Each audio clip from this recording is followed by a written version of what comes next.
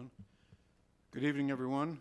Welcome to this special council meeting, May 24, 2022. I'd like to welcome all of my fellow councillors and Deputy Mayor McColeman.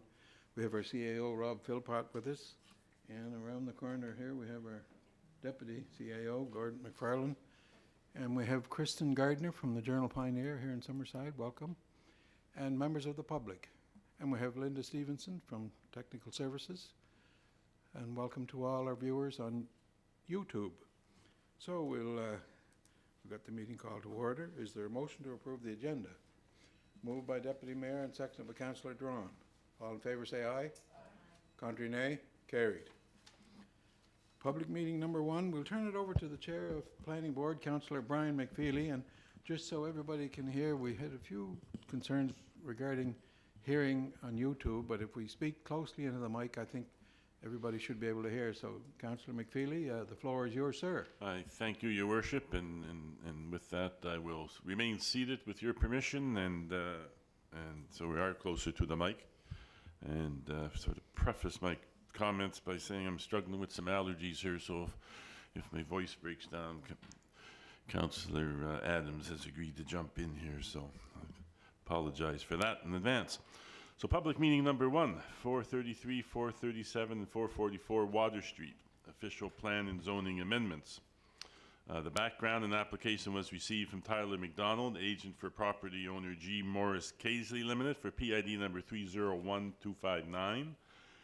433 and 437 Water Street to amend the city official plan from commercial land use to residential land use, and to amend the zoning bylaw from neighborhood commercial C3 zone to high density residential R4 zone, and for PID number 301234 447 Water Street to amend the zoning bylaw from medium density R3 zone to high density residential R4 zone.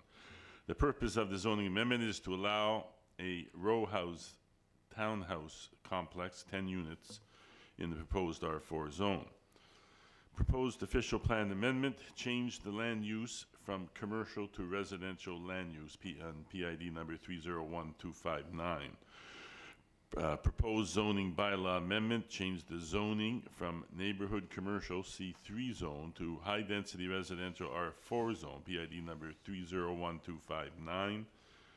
And change zoning from medium density R3 zone to high density residential R4 zone on PID number 301234. And there's a map accompanying the document there that shows the subject property.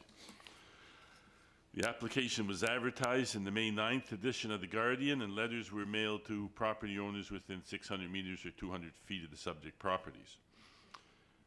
Neighborhood Commercial C3 zone, the current zoning, PID number 301259, and 24.1. The purpose of this zone is to provide for small-sized commercial uses that serve the convenient needs of nearby residents and are compatible with residential neighborhoods.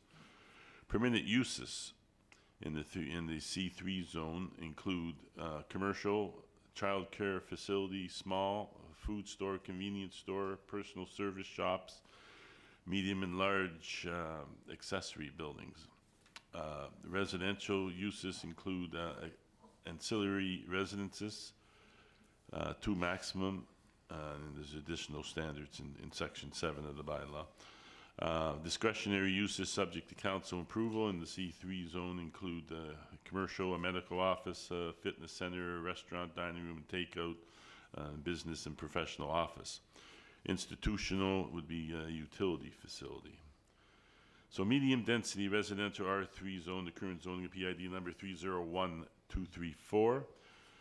The purpose of this zone is to provide for medium density housing in the form of single family, semi-detached, duplex dwellings, townhouses, row houses, and other compatible uses. Permitted uses subject to the bylaw requirements in the R3 zone include single family dwelling, duplex dwelling, assisted living, semi-detached dwellings, accessory buildings, manufactured homes, mobile homes lawfully existing prior to 1999. Discretionary uses in the R3 zone subject to council approval include the child care facility medium, a boarding house, a social service agency, a group home, a nursing care facility, a community care and nursing home, tourism establishment, tourist home and inn, townhouse 8 units per building maximum, row house 8 units per building maximum, apartments 4 units maximum, and the rooming house. And the ones with the asterisk also require conditional use approval. The conditional use is subject to development officer's approval in the R3 zone include home-based businesses, secondary suites, tourism establishments, B&B, and vacation rental properties. So the high density residential R4 zone, which is the proposed zoning for PID number 301259 and PID number 301234. The purpose of this zone is to provide for high density housing in the form of apartments, as well as housing in the form of single family, semi-detached, duplex, row housing, townhouse, and other compatible uses. Permitted uses subject to the bylaw requirements in the R4 zone include single family dwelling, assisted living, row house, semi-detached dwellings, duplex dwellings, townhouse, apartment building, group home, nursing care facility, community care and nursing homes, boarding house, child care facilities, medium, social service agency, accessory buildings, and the rooming house. Discretionary uses subject to council approval include, in the R4 zone, include tourism establishments, and they also require a conditional use approval, and tourist home and inn. And subject to the development officer's approval, conditional uses in the R4 zone include home businesses, tourism establishment, B&B and vacation rental property, and secondary suites. So now is the time in the meeting that we would open the floor and ask for comments and questions, and we would first give that opportunity to the applicant, and would ask if Tyler MacDonald is present, and would he have anything to add to the meeting in terms of comments? And yes. And we'd ask you to come to the mic, please, Tyler, and state your name and address, and so we have it for the record. Thank you. Tyler MacDonald. Our company is Wilmac Construction, so we develop here in Summerside. I live in Kensington, 7 Sunset Crescent. So it's a 10-unit townhouse development is what we're proposing. Very similar to what you're seeing down the street, and yeah, pretty straightforward. We're looking to do drive around parking around back, as opposed to the what you're seeing on Water Street now for the front. And we think it's a lovely development. It'll be great for the waterfront, and yeah. Any questions from council of Tyler? Councillor Ramsey. No, I just wondered, Tyler, so that looks like it's 10 units, 3 stories high. So Yeah. is 3 stories as high as you're planning to go? Yes. Because you went for an R4, so I just wondered. So the reason we went with R4 was just not to, we're not jumping in or doing an apartment or anything like that. It's just for the higher density to get the additional units in. So it will be going no higher than 3-story, what you see there. So which is very similar to what's down the street now from that? Yes, with the new, yes, very similar. okay, all right, just a different style? Just a different style, just the same height though, and we have an additional deck. So, Thank you. yeah. Hey Tyler, how you doing? I have discussed, that's in the heart of my ward, and have discussed with some residents in the area. They've reached out with some concerns. One was the height, physical height, because around there are older homes that have been there for many years, and they're concerned about, them towering over their houses. Another concern, I met with a few residents in behind, and they had some concerns just to how it would affect their property. So that driving the cars behind obviously might affect their property in some way. I'm just wondering if there's any plans for fencing or any separation between the properties in your plan? Well, currently there is separation there. Yeah. So So if needed, like, we can look at that, but currently there is a separation on that back, there's a back fence all along that property, currently right now, so. Along the whole property? Yeah, I'd have to double check, but I don't know if it goes the whole way or not. Yeah, but- no, yeah. I don't think it does, but I just know that'd be one of the concerns. Yeah. One of the Yeah. residents I met with, actually left today, out of the province, so I told him I would, if he wasn't here, I'd bring his concerns forward Yeah, for sure. certainly we can look Yeah. at that when we get further down the road there. Yeah, Yeah. okay, thanks. Councillor McDougall. Thank you, Councillor McFeely. Tyler, where would the driveway be going in? Is it coming in off of Water Street, or is it coming in? It's coming off of Water Street, so it'd be To at the- it doesn't show it there, it'd be at the end of the building if you kind of. On the west side or the east side? My Probably left, in the, yeah. yeah. Closer okay. to Northumberland, is it? It's west. Yeah. Yeah, it'd be west, yeah. Yeah, west. Yeah. And the other thing was, Linda, the height, some of this was R3 already, wasn't it? Yeah. Yeah. So the difference in the height is what in an R3, R4? Is it 1.4, or can it be, I think it's, I think so, yeah. So there'd be nothing much difference in the height is what I'm trying to say.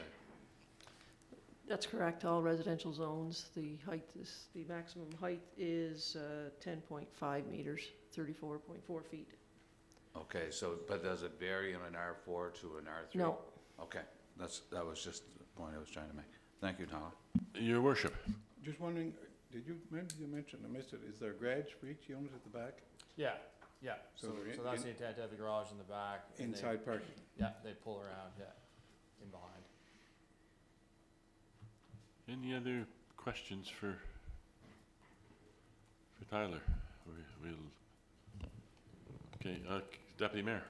I'm just wondering, Tyler, with the drive-around parking near the back, has there been any consideration given for accessibility? Anybody that would need, say, for example, wider doors, or to be able to get in with a walker or wheelchair, anything like that? Have you given any thought to that in the development? Not at this time for this development, but we are working on other developments that are more suited for that, yeah. So we had, in the city actively, we have 4 projects that are looking to go to drawings and working throughout R2 and all the different developments here, so we've got a lot of stuff to go here for Summerside. Yeah. Councillor Durant. Thanks, Councillor Brian. I guess my question just is, should this go ahead? Do you have a timeline, like when you're looking to start and maybe when you would be finished? Or when you're looking to be Right away, finished? so we're looking to start as soon as we can get through the process, and we're hoping to put a like foundation in this fall would be the intent if all goes well, so. Yeah. This is a shovel-ready project, basically, it's, yeah, if we can move forward, so. Councillor Ramsey. Yeah, and just a quick question on that, Tyler, because as I drive by there, I live down there, so I'm often by there. Those buildings that are there now would be demolished then? Yeah, I'm trying to find an owner for them. Well, I know, right? That's what I was Yeah, thinking, yeah, is, yeah, for sure, if we can haul them out of there, and, you know, I'd like to see that happen. I know, Instead of but- dumping them, but, so once we kind of get through the process, we're kind of gonna reach out. I mean, it would make a great bait house or something for somebody, right? So, something, yeah. Yeah. Yeah, I just wondered. Okay, thank Yeah, you. for sure. Yeah. Deputy Mayor. I just thought of something, just trying to plant another idea here. In, say, for example, depending on how everything goes, we hear an awful lot about a downtown grocery or a small store, Yep. market or whatever. Would there ever be a possibility that you folks would consider one of them, if that should take place, for that type of a market, small grocery store that people can walk to, because there's such a need? So what I can tell you right now, and I can't say too much, it's in the idea stage, but there is some stuff coming forward here. So, in regards to a possibility of that, so, not for this development, but for another one we're looking at, so. Good. Yeah. It's a real need. Yeah, we're working on it right now, we're hopefully getting to the drawing stage on that soon, so. Thank you. I don't see any lights on there, so thank you, Tyler, very much. There may be further questions going here. Have to come to the mic there. Yeah, we can't hear the question, so. You have to come to the mic if you want to speak, so everything is recorded tonight.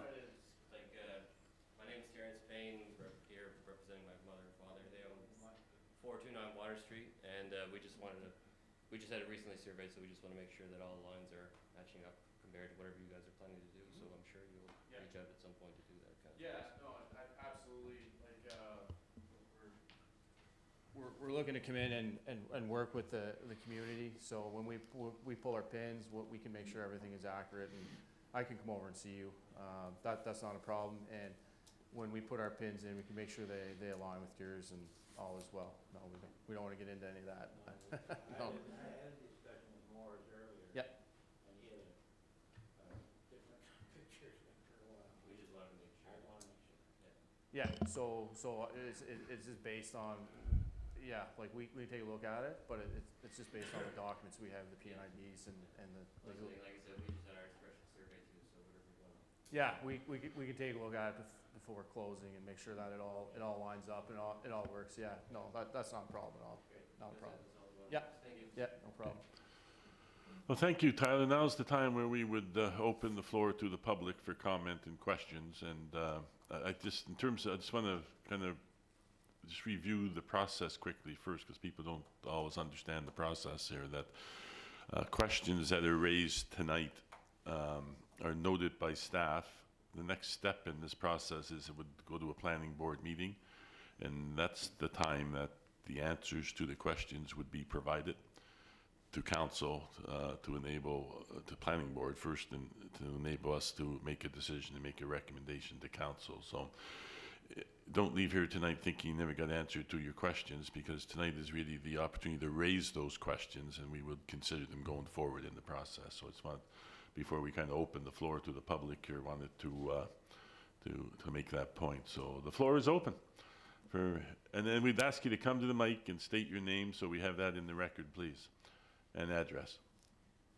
Carol Thompson at 451 Water Street West. You said that there's 10 units being developed. Are they 4-bedroom, 3-bedroom? They're 3-bedroom. Okay. And how many parking spots are you allocating? So technically, like, they'll have the garage, plus they'll have another one in front of the garage. Okay. Yeah. And what about green space? Green space, they have green space actually in the front part of the property, so it's different than the townhouses you'd see down the street, which are all driveway. This is to have the green space in the front part of the property, which is 20 feet, and then they do the parking around back. And is that compatible to the bylaw? Should be for what it is. It's 20 by the whole property, so. Was your question, is that compatible with the bylaw? Yes, yes. Linda? Like how much less green space is there going to be? So you have 20 feet by 220 feet. I would ask Linda to comment on that. And Sorry, the development will have to meet the R4 standards, so there'll be required side yards, required rear yard, and required front yards. Okay. And the building itself, are you going to try for a net zero? No, well, we build this, we build it not net zero, but close to that. Like, it's more of a kind of an R2000 where we use 1.5" styrofoam. We're probably using ICF, you know, so we build to those standards, very similar to the semi-detached stuff we build. So. Okay, and I think net zero would be like solar panels and that sort of stuff, which is not going that way. okay, now what about the garbage bins? Are they going to be standard size, residential standard size? Yeah. And there is no fencing along the back lots? Yeah, so that's something I'll have to look at with Linda and see what we have to do there. So. And you're planning on the parking at the west side? I'm on the corner. Yep. Would there be a fence built there so I don't have traffic staring me in the face every time they come into the driveway? That's something we can look at and talk about, you know, yep. Okay. Not 100%, but I'll look at it with Linda for sure and see what. Okay, now, is there any, like, you're doing townhouses or row houses? They're townhouses, which is the same thing pretty well. So. Yeah. Okay, I think that was all my questions. Thank you. Yeah. okay, thank you very much, Carol. Any other comments from the public?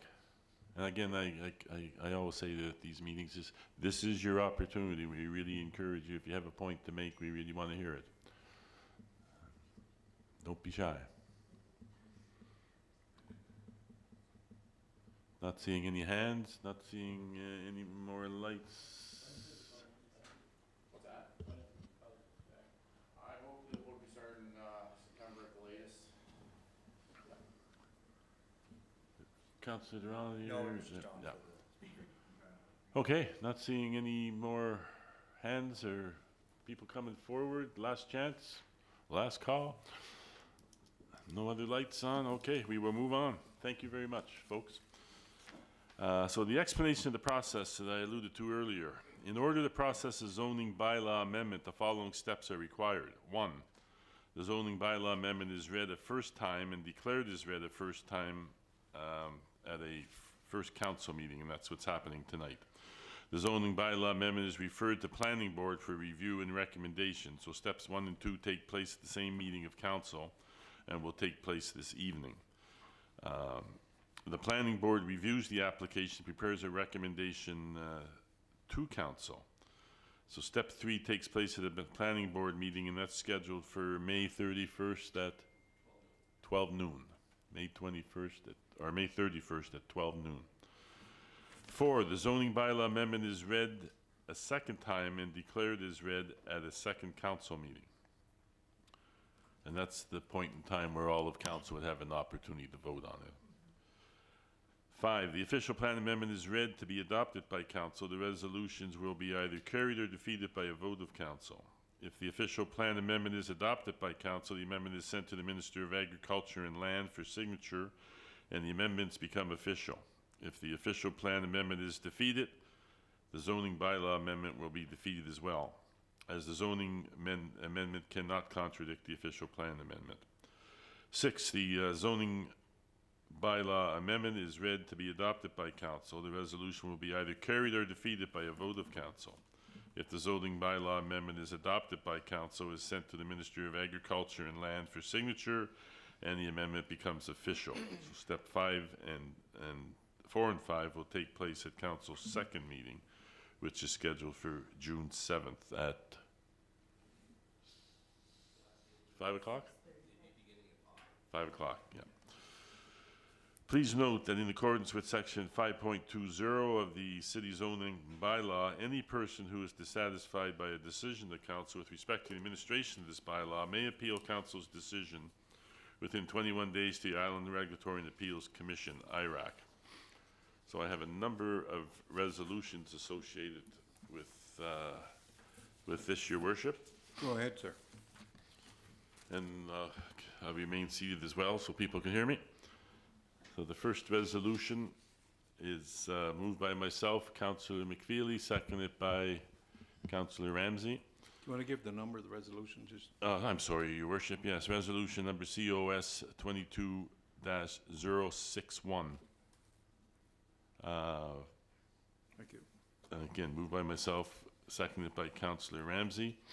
Whereas an application was received from Tyler MacDonald, agent for property owner G Morris Caseley Ltd for a rezoning amendment to PID number 30259 from Neighbourhood Commercial C3 zone to high-density residential R4 zone under the City of Summerside zoning bylaw. Be it resolved that zoning amendment 136 be hereby declared as read a first time, and I'll read Schedule B into the record as well, your worship. The zoning bylaw amendment 136, a bylaw to amend the City of Summerside zoning bylaw. The Council of the City of Summerside, under the authority vested in it by Section 18, Section 19 of the Planning Act, RSPEI 1988, Cap P-3, hereby enacts as follows. The zoning for PID number 301259, shown as Schedule B of the City of Summerside zoning bylaw, is designated as high-density residential R4 zone, hereby excluding it from its former designation of Neighbourhood Commercial C3 zone, and the map is attached. Moved by Councillor McFeely and seconded by Councillor Ramsey. Any questions on the resolution? All in favor say aye. Aye. Contrary nay. Carried unanimously. Resolution COS 22-062, moved by myself, Councillor McFeely, seconded by Councillor Barb Ramsey. Whereas an application was received from Tyler MacDonald, agent for property owner G Morris Caseley Ltd, for zoning amendment for PID number 301259 from Neighbourhood Commercial C3 zone to high-density residential R4 zone under the City of Summerside zoning bylaw. And whereas zoning bylaw amendment 136, a bylaw to amend the City of Summerside zoning bylaw, was read and declared as read a first time at this council meeting, be it resolved that zoning bylaw amendment 136, a bylaw to amend the City of Summerside zoning bylaw, be hereby referred back to Planning Board for review and consideration. Moved by Councillor McFeely and seconded by Councillor Ramsey. Any questions on the resolution? All in favor say aye. Aye. Contrary nay. Carried unanimously. And resolution number COS 22-036. 063. 063. Yeah, sorry. Yeah. Reading too fast. 063. Moved by myself, Councillor McFeely, seconded by Councillor Adams. Whereas an application was received from Tyler MacDonald for agent for property owner G Morris Caseley Ltd for a zoning amendment for PID number 301259 from Neighbourhood Commercial C3 zone to high-density residential R4 zone under the City of Summerside zoning bylaw. Be it resolved that zoning amendment 137 be hereby declared as read a first time, and I'll read Schedule Schedule B into the record. Zoning Amendment 137, a bylaw to amend the City of Summerside zoning bylaw. The Council of the City of Summerside, the authority vested in it by Section 18 and Section 19 of the Planning Act, RSPEI 1988, Cap P-8, hereby enact as follows. The zoning for PID number 301259, shown on Schedule B of the City of Summerside zoning bylaw, is designated as high-density residential R4 zone, hereby excluding it from its former designation of Neighbourhood Commercial C3 zone. Moved by Councillor McFeely and seconded by Councillor Adams. Any questions on the resolution? All in favor say aye. Aye. Contrary nay. Carried unanimously. Okay, resolution COS 22-065, moved by myself, Four, Council. isn't it? Oh, I don't have a 4. Just a minute now. Here we go. Yeah, here we go. I got it. Get these numbers right eventually. Resolution number COS 22-064, moved by myself, Councillor McFeely, seconded by Councillor Kerry Adams. Whereas an application was received from Tyler MacDonald, agent for property owner G Morris Caseley Ltd, for a zoning amendment to PID number 301259 from Neighbourhood Commercial C3 zone to high-density residential R4 zone under the City of Summerside zoning bylaw. And whereas a zoning bylaw amendment 137, the bylaw to amend the City of Summerside zoning bylaw, was read and declared as read a first time at this council meeting. Be it resolved that the zoning bylaw amendment 137, the bylaw to amend the City of Summerside zoning bylaw, be hereby referred back to Planning Board for review and recommendation. Moved by Councillor McFeely and seconded by Councillor Adams. Any questions on the resolution? All in favor say aye. Aye. Contrary nay. Carried unanimously.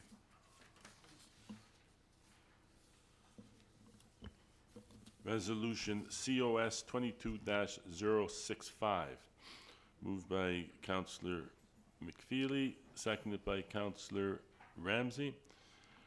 Whereas an application was received from Tyler MacDonald, agent for property owner G Morris Caseley Ltd, for a zoning amendment for PID number 301234 from medium density residential R3 zone to high density residential R4 zone under the City of Summerside zoning bylaw. Be it resolved, the zoning amendment 138 be hereby declared as read a first time. And reading Schedule B into the record, Your Worship, the zoning amendment 138, the bylaw to amend the City of Summerside zoning bylaw, The Council of the City of Summerside, under the authority vested in it in Section 18, Section 19 of the Planning Act, RSPEI 1988, Cap P-8, hereby enacts as follows. The zoning for PID number 301234, shown on Schedule B of the City of Summerside zoning bylaw, is designated as high-density residential R4 zone, hereby excluding it from its former designation, the medium-density residential zone. Moved by Councillor McFeely and seconded by Councillor Ramsey. Any questions on the resolution? All in favor say aye. Contrary nay. Carried unanimously. And resolution COS 22-066, moved by myself, Councillor McFeely, seconded by Councillor Kerry Adams, whereas an application was received from Tyler MacDonald for property owner G Morris Caseley Ltd. for a zoning amendment for PID number 301234 from medium density residential R3 zone to high density residential R4 zone under the City of Summerside zoning bylaw.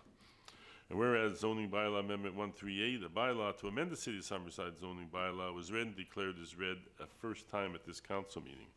Be resolved that zoning bylaw amendment 138, a bylaw to amend the City of Summerside zoning bylaw, be hereby referred back to Planning Board for review and recommendation. Okay, moved by Councillor McFeely and seconded by Councillor Adams. Any questions on the resolution? All in favor say aye. Contrary nay. Motion carried unanimously.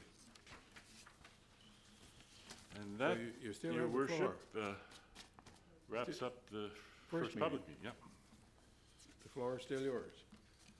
We will continue on. Meeting number 2, Give me 1 second here to get 658 Water Street East. to get half organized here. Give Councillor Adams some signatures, and we will.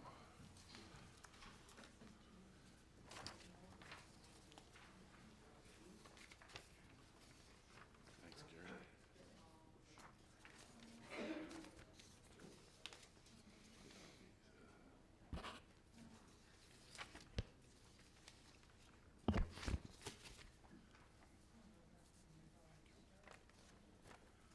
Okay, public meeting number 658 Water Street East, and it's a restricted use application. The background: an application was received from Atlantic Human Resources, Inc., agent for property owner DTT Homecraft, Inc., for PID number 73494. This application will require City Council approval to allow a group home in the Service Commercial C2 zone. And the map is attached to showing the subject property on Water Street East. The application was advertised in the May 9th edition of The Guardian, and letters were mailed to property owners within 60 meters or 200 feet of the subject properties. And now is the time that we would open the floor for comments, and as always, we would ask the applicant if they have any comments to make, come forward. I understand Geoff Theriot will be speaking on behalf of the applicant, so welcome. Well, thank you very much. I guess before we get started, I'd like to introduce our team. Richard Daigle is with our finance department. We have Krista and Heather that are our leadership team in our current facility in Moncton, New Brunswick. And we also have our federal government partner, Jolene, who is with Correctional Service of Canada, that are here. So thank you very much for the opportunity to discuss our project. Before I kind of get into the specifics, I just want to give you a bit of background how this all came to life. Essentially, we as an organization have been working with offenders, parolees in various capacities now for over 25 years. We have been operating a 20-bed community residential facility in Moncton, New Brunswick, which over the years we've actually worked with a lot of individuals who were incarcerated but originally from the island, and working with them to come back home to their community. And about over 3 years ago, we were approached by the district parole office that would be kind of based in Moncton, New Brunswick, but oversee all of parole services in Atlantic Canada, because they felt there was a need for a smaller program to work with individuals that were transitioning back to their home community, which is Prince Edward Island. So kind of the journey started over 3 years ago. Unfortunately, the pandemic kind of slowed a whole lot of things down.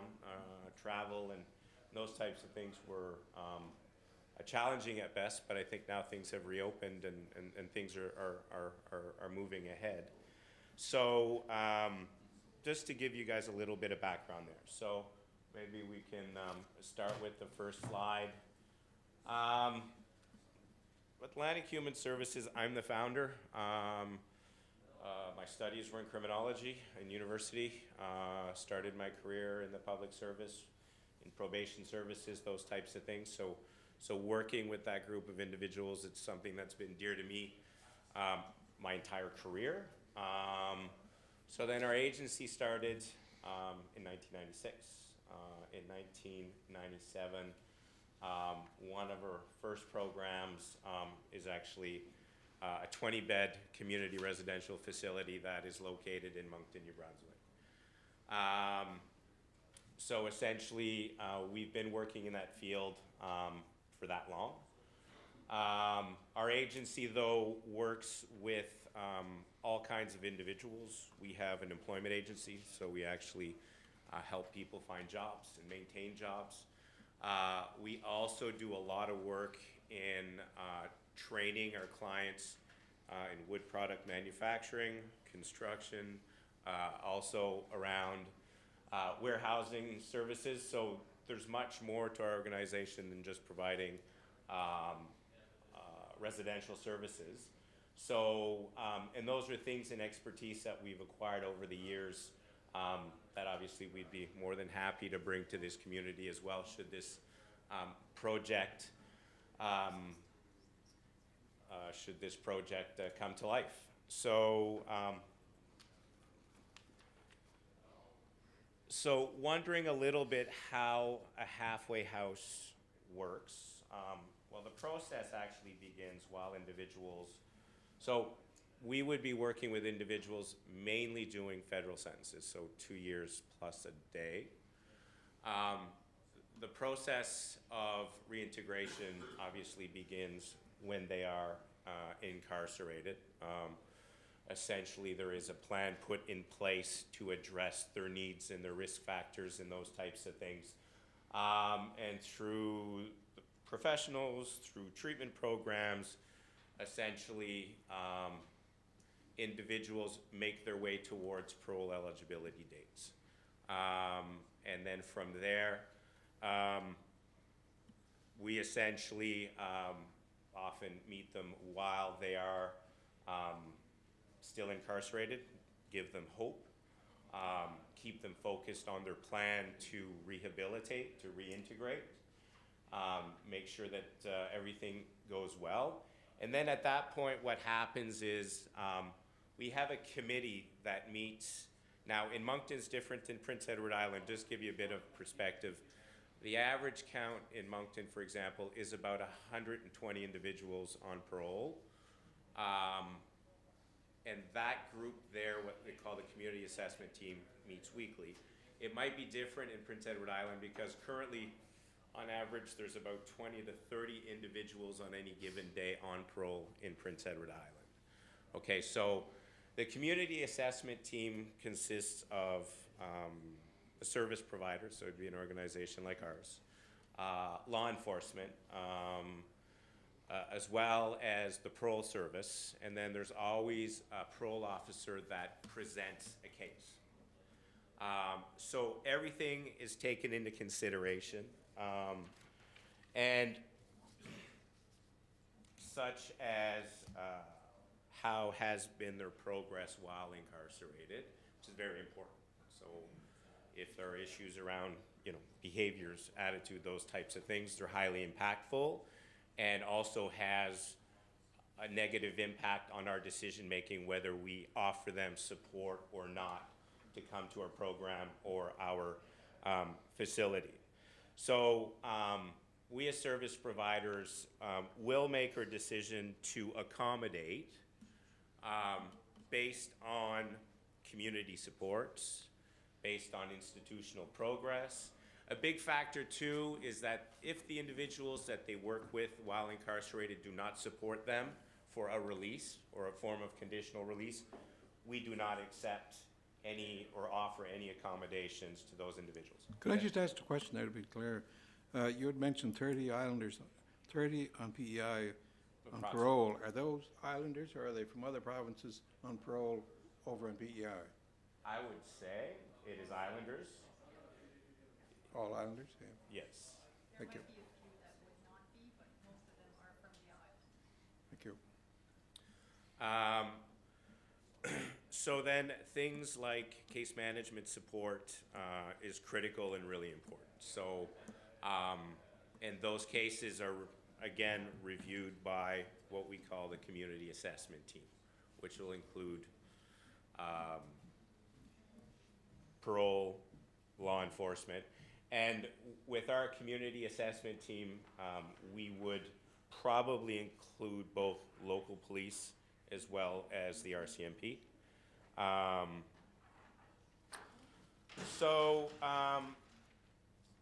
we monitor risk. The next slide, please. Staffing's 24/7. Minimum single staffing, busy times, times where there could be concerns, that increases depending on where the needs are. So it's 24/7. There's regular counts. We track their whereabouts all the time. They need to be accountable to their destinations, to their locations. Through our programs, individuals need to work. If not, then need to be involved in volunteering. Okay, so depending on where they're at with their case plan and their correctional plan, essentially, at this stage, the expectation is that they be productive throughout their support and throughout their stay with us in the program.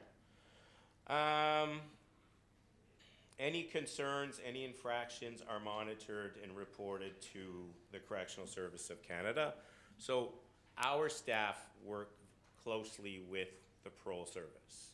Could I just ask another question so I'm clear as we go along here? Sure. Sorry to jump in, but I want to. No. But what percentage of the ones on parole would either break their parole or have to get called back? Do you have a percentage? Or? Yeah, what I can give you is our about 20 years of our historical data. Yeah. So, for example, our facility in Moncton, 20 beds, between 2002, 2022, we've worked with over 1,700 individuals, okay? Parole board violations throughout that period, there has been approximately 15% have been parole board violations. Now, for the most part, those parole board violations would be the condition to abstain from drugs and alcohol. An individual would have a slip or a relapse, and then obviously that is not permitted. Usually what happens at that point, it is reported. Usually the actions that are taken, we would actually suspend their parole.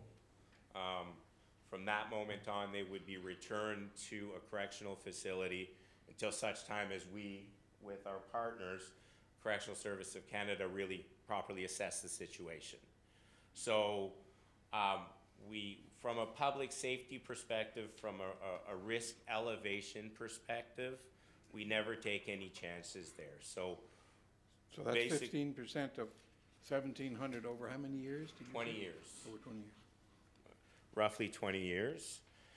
About 1.6% of incidents have resulted into new charges, okay, over that 20-year period. So you're asking me some data, okay? Some of that, for the most part, would have been property offenses. And then throughout the history, we would have had about 6.5% of the individuals who would have gone at large. One thing that's clear with us, if residents have curfews, okay? Do any of them work part-time? Pardon me? When they're there at these places, do they work part-time or? The expectation is that they be productive. So, yes. It depends on where they are in relation to treatment. So should they have various appointments during the days in the community, counseling, group therapy, that kind of thing, then from there, we work with them, try to have them gainfully employed as well. And if that's not an option, then it is volunteerism that we expect. And we really expect the residents at our programs to be busy and to stay productive throughout their stay with us in our program. And those are things those strategies we are constantly working with our partners on making sure that our residents are productive citizens. So, so those, a little bit of statistics that I just shared, which was kind of within the presentation anyways. So their whereabouts are accounted for. If there's any concerns there whatsoever, action can be taken swiftly. They have curfews. Usually they arrive, it would be kind of first week, 9 p.m., second week, 10, 11, 12. Then midnight is the maximum, the latest. Should they be 10 minutes late, the Correctional Service of Canada have what they call a national monitoring center. So it's individuals in Ottawa that are available 24/7. If they are essentially 10 minutes and 1 second late, we pick up the phone, we contact them, then there's an entire process that occurs at that particular time. Can somebody be on parole and not be in one of these facilities? Yes. So And those 30 you'd mentioned on PEI.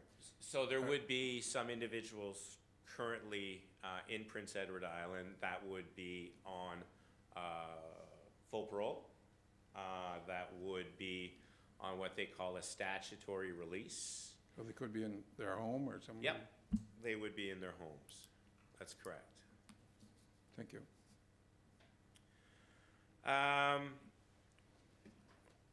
We also will have external video surveillance. We obviously able to set it at angles where it does not breach any of our neighbors' privacies or anything like that. But this particular property, any type of social activity for some of the residents could, you know, if they wanted to go for a cigarette, that kind of thing, everything it would be behind, because you know it's a parking lot, so there won't be anything much visible unless, you know, with people coming in, to sign out, to check in for the evening, the parole officers coming for visits, that kind of thing. But that's pretty much it. Family visits or friends? Family visits, absolutely. Encourage positive support, always encouraged. There's no question about that. So next slide, please. So aside from the parole supervisors, our employees or case managers will be creating what they call an intervention plan. That's clear objectives, clear milestones. Our employees will meet with the residents on a regular basis, on an as-needed basis, as well as their parole officers as well. There will be an office assigned for the parole supervisors as well. So we really work in tandem with the Correctional Service of Canada, and oftentimes we, I would say on a regular basis, we even have what they call case conferences. So that would include our counselors as well as the parole officers, to make sure that, progress is,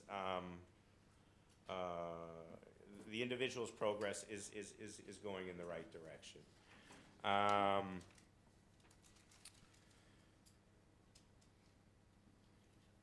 So yeah, I've touched on communications. Can you move up to 2 slides, please? Because I talked about the statistics already. So why does PEI need a community-based residential facility? Well, the service just today does not exist on the island. One of the important things for this need is that research has shown that individuals have higher chances to successfully reintegrate if they are close to positive supports in their community. Is an important thing, and also many of these individuals also have children that would be at that important age, and maintaining that positive contact is also very important for them. Next slide, please. So how will we involve community of Summerside? So their jobs, talking 6 to 8 jobs. Program leadership will be from the region. There's no question about that. That is a mandatory, that is a must. The great news is the staff here will be supported and trained by a wealth of experience over here. Heather and Krista combined are close to 30 years in working in that environment. And also, the program will also be well supported with on-call professionals that can answer any kind of questions, concerns, all of those types of things as they get going. So local jobs, one thing that we would like to do is put in place what we call a community advisory panel. And it would consist of members of the community, could even be individuals from council, from the neighborhood, from community-based organizations, that we can meet regularly where the needs are. So if we determine that it can be monthly, quarterly, this group would be working along issues like policy, issues around community concerns, also kind of just strengthening our working relationships with community organizations that help and support these individuals. Our plan is to have a community advisory panel that would almost be working even as we ramp this project up, this program up. So working with community organizations is critical, is key to successes, and we as a service provider truly believe in that.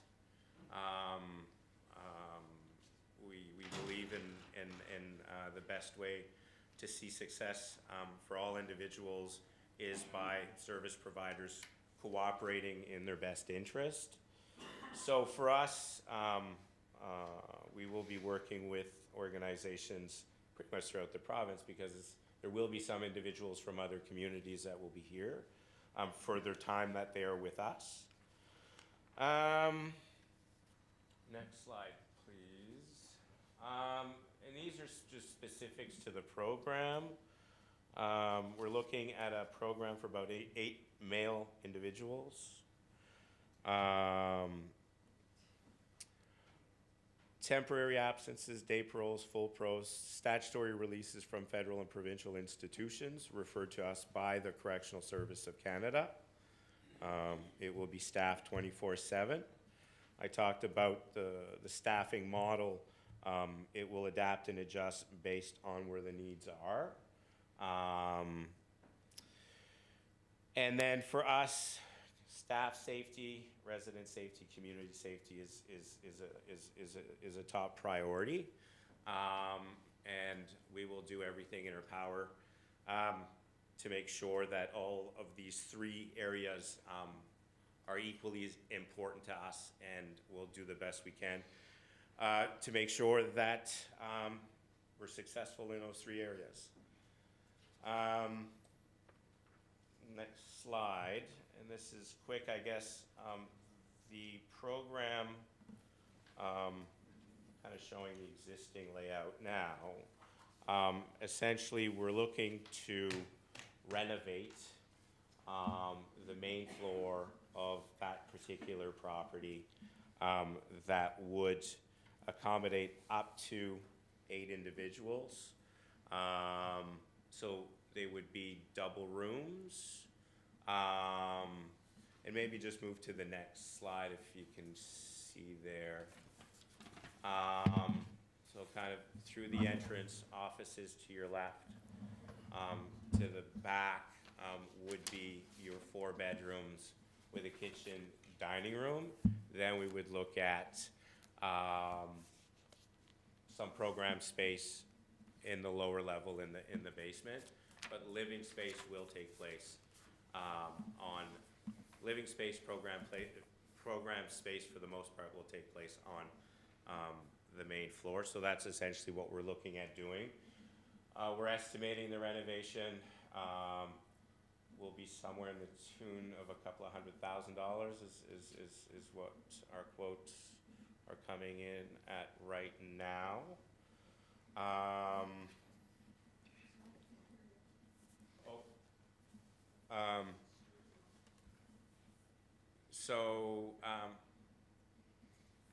Could I ask a question? I'm just wondering, would these people be coming from directly from a federal institution to this facility, or from another facility similar to this facility? They would be coming in from correctional institutions. And then obviously there's different levels of security. Traditionally they come from minimum security because they've made their way to lower levels, and obviously that contributes to them being granted parole. So yes, many would be coming from Dorchester, Spring Hill would be some of the institutions that they would be coming in from. Probably, for the most part, the Atlantic region.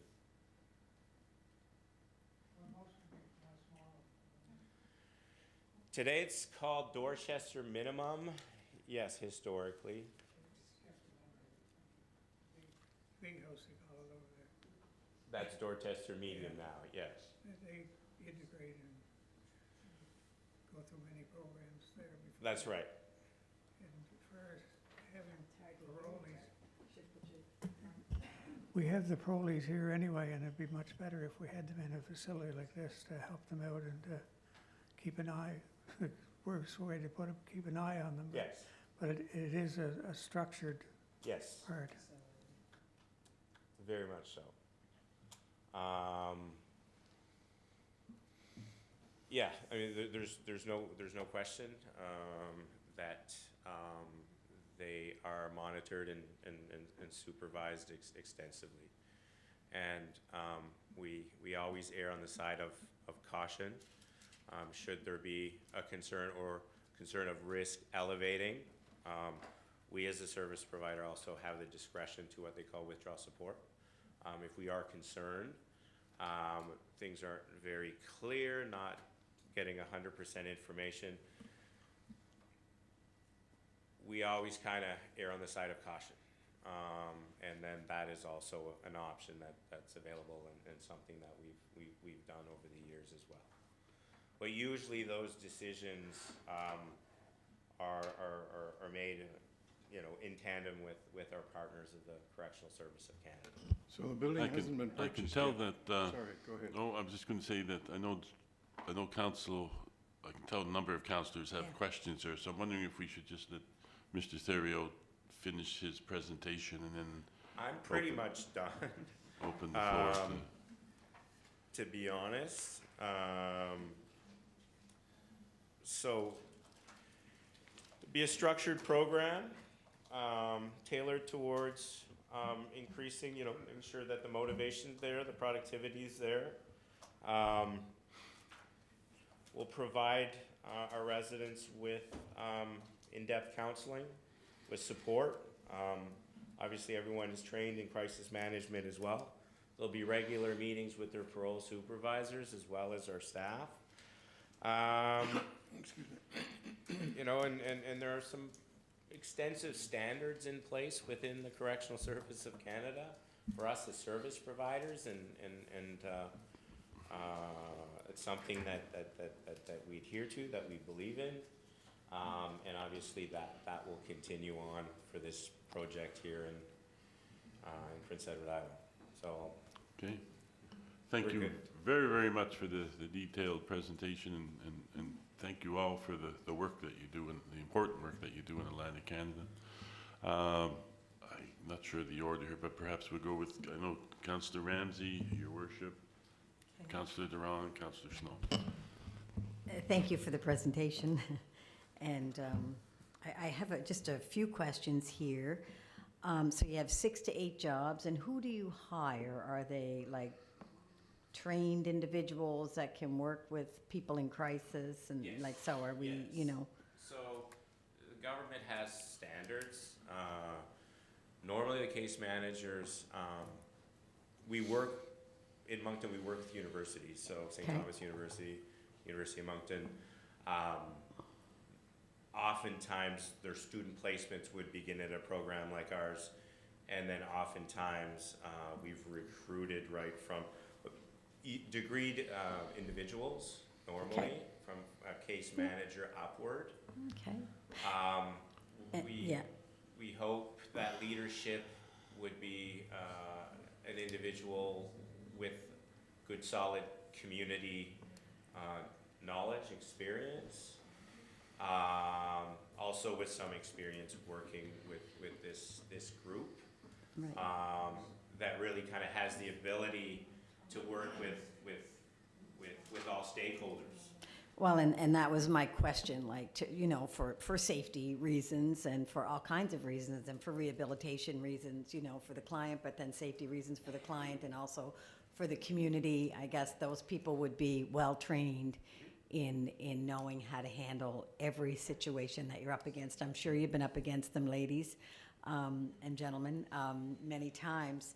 So, okay, that was one question I had, and the other, so it sounds like it's a deinstitutionalized facility, just, So it's a transition, okay, and it can vary in duration, by the way. Okay. The average is approximately 6 months. okay, that was a yeah, 6 months. Historically, Okay, but we've worked with individuals as long as a few years.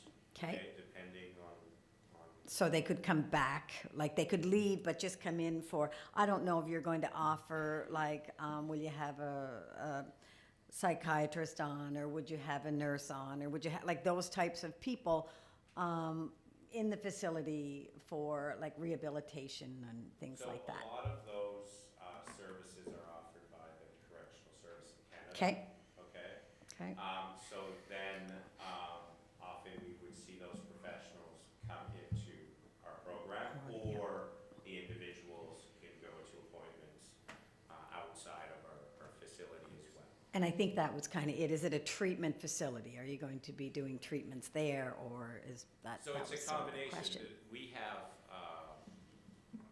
We have basic services that we provide. Okay, So then they're released, we, as the service provider, work with the individual, but also in partnership with the parole officers okay, on developing what they call an Program. intervention plan. That plan can be group-based initiatives, individual counseling, that type of thing. okay, And then from there, we hold them to account on those initiatives. okay. And that's something that we follow up regularly. And we're really in this together with the government. Okay? So- Right, that's a federal program, right? Yes. And you're also sponsored by the province, or is it just the federal government? Well, so there is, I believe, provincial parole in in Prince Edward Island. 'Kay. Therefore, an individual that would be doing 2 years less a day sentence could, in theory, apply for, 'Kay. I think it's called full parole with residency. So that could be an option. Historically, we haven't seen Okay. many in New Brunswick, but Here. And I have one more quick question, and what's your ratio? So if you have 8 people, 8 clients, what's your ratio per worker that you would have on staff? If you're full? Well, so what we would have probably is 2 case managers, which is a Okay. pretty small ratio, so essentially 4 to 1. maximum capacity of the facility or the program will be up to 8. Right, We don't see that number anytime soon, right. okay? So you'd have a director, you'd have kind of a senior counselor, and then you have 2 case managers that would be assigned, to split the workload. Okay, Thank So you. that's how it would thank you very much. Thank you. Your worship. Thank you. Just a couple of quick points there. You talked about the number of people working. What about meals? How would they be prepared by themselves, or do you have staff to do that? Well, Number so, one. yes, we And, have a budget for that at this stage. So are those included in the jobs you mentioned, like 6 or 8? So, with that number there of individuals, 6 to 8, say, you probably would only need about a part-time cook. Our facility in Moncton with 20 residents, that individual is pretty much kind of, is quite busy throughout the day. Okay, and my second question here is the facility purchased yet, or is it depending upon whether it'll be rezoned or not? This is the last condition stand, I would say. So, just so I'm clear on that, it's not Sorry, purchased our yet? last, we had a big milestone that was conditioned for lifted on Friday, so this is it. So it has to, if it's not rezoned, you're not purchasing it, I guess is what you're saying. Okay, that's all I have, Mr. Chairman. Thank you, your worship. And Councillor Durand? Your question was answered. Councillor Snow? Don't really have a question. Great presentation, Joffrey. Your many years of experience is showing in the presentation. The questions being asked, you're answering very well.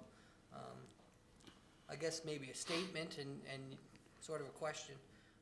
I would assume that the area surrounding your facility quickly becomes probably one of the safest areas within every city you're in right now, or municipality, just given the clients you're working with and the oversight that happens at your facility and throughout the neighborhood. So I guess that's a statement and a question you can answer if you want, or, but that would be my assumption. It's an interesting, you know, I'll be honest, there has been, where we're located in Moncton is a really interesting, there's some of the oldest and the largest homes where our program is literally on this tiny little street, beautiful old 100-year-old homes.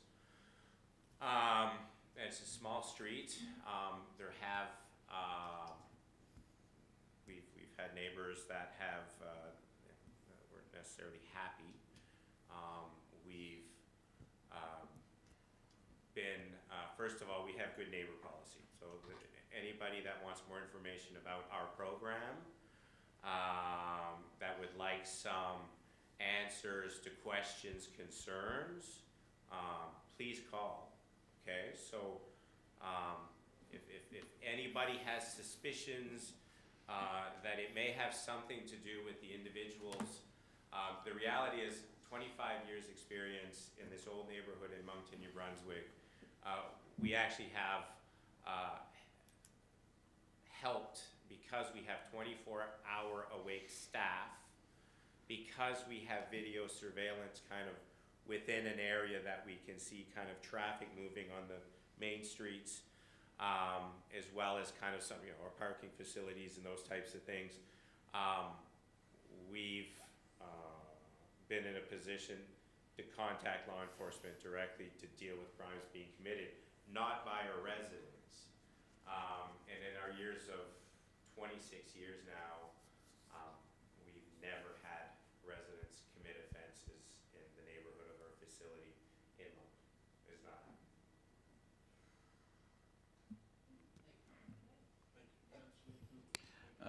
thank you for your presentation.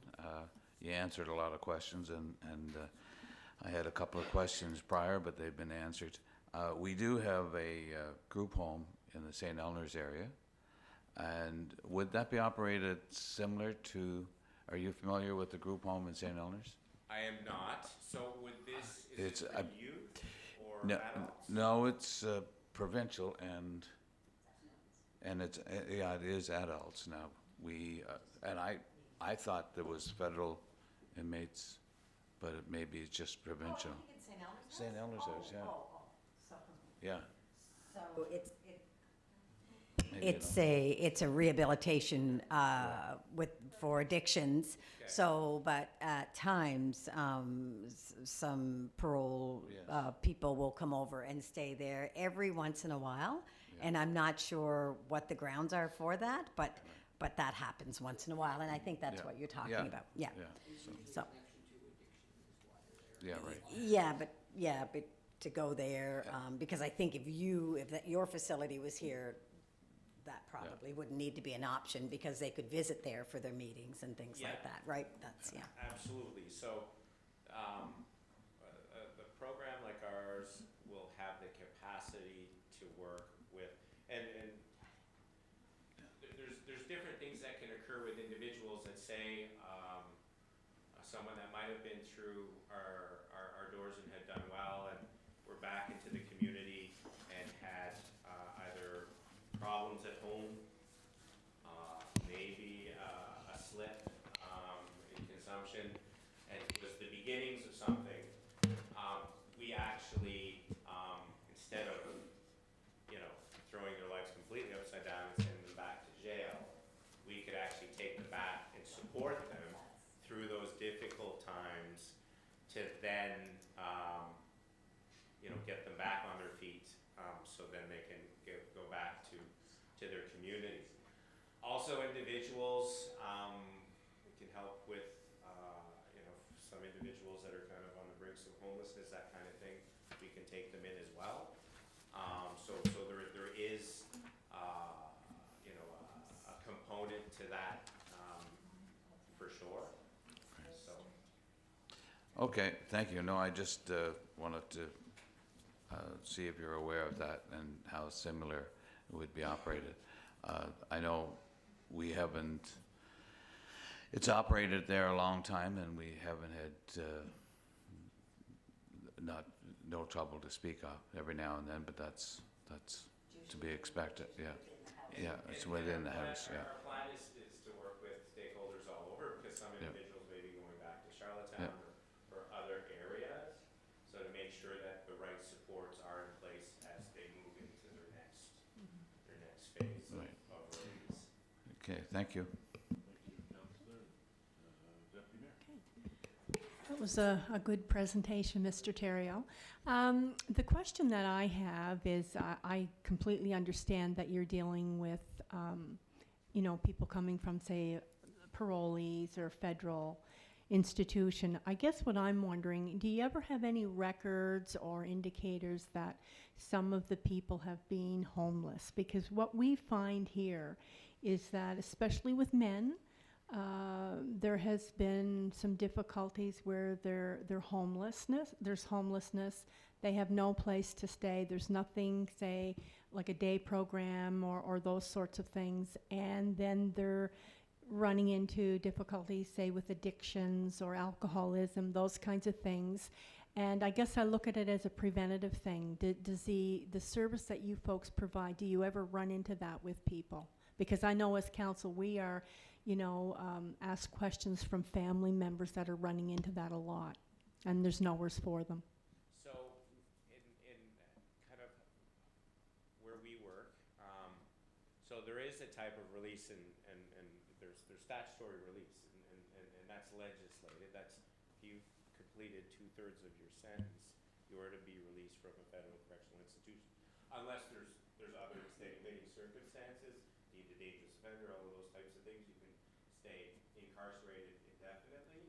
But a legislative release, there can be some instances that they are released and there's not much waiting for them, okay?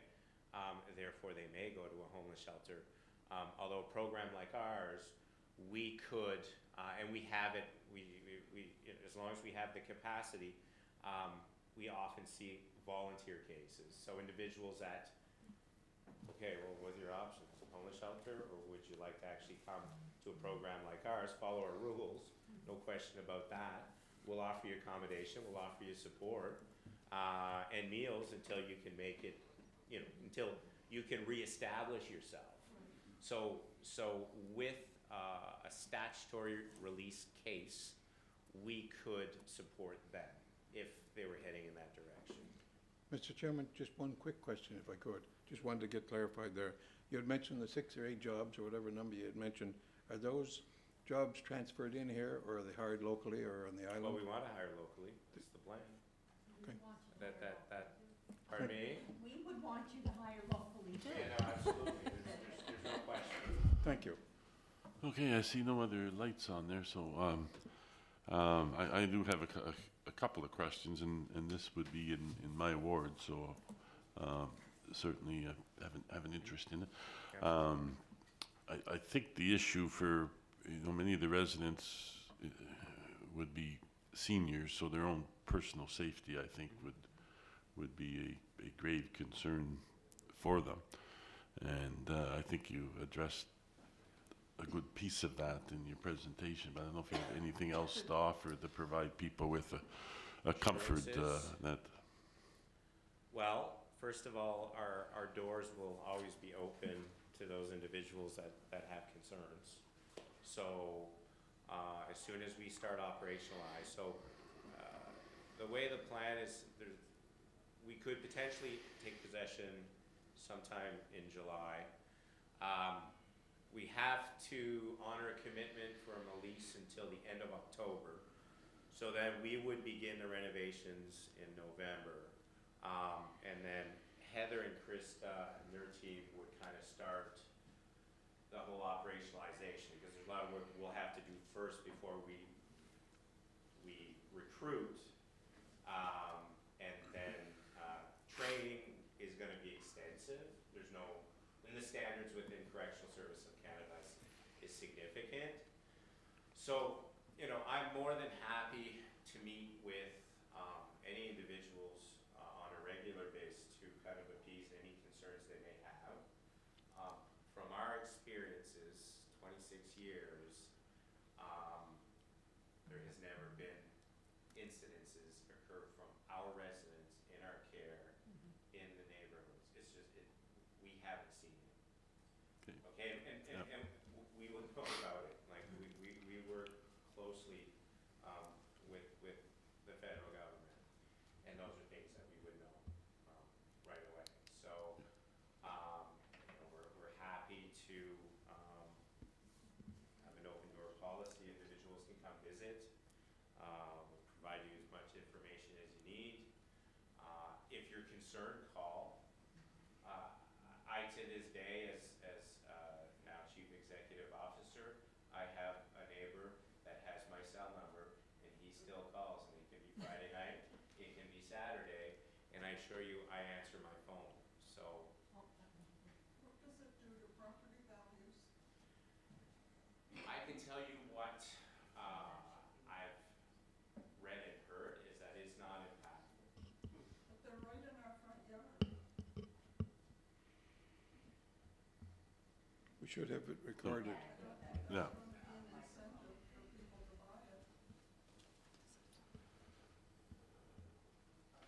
Okay, we will. Houses in our facility have, where our neighborhood is in Moncton, are buying and selling and everything else.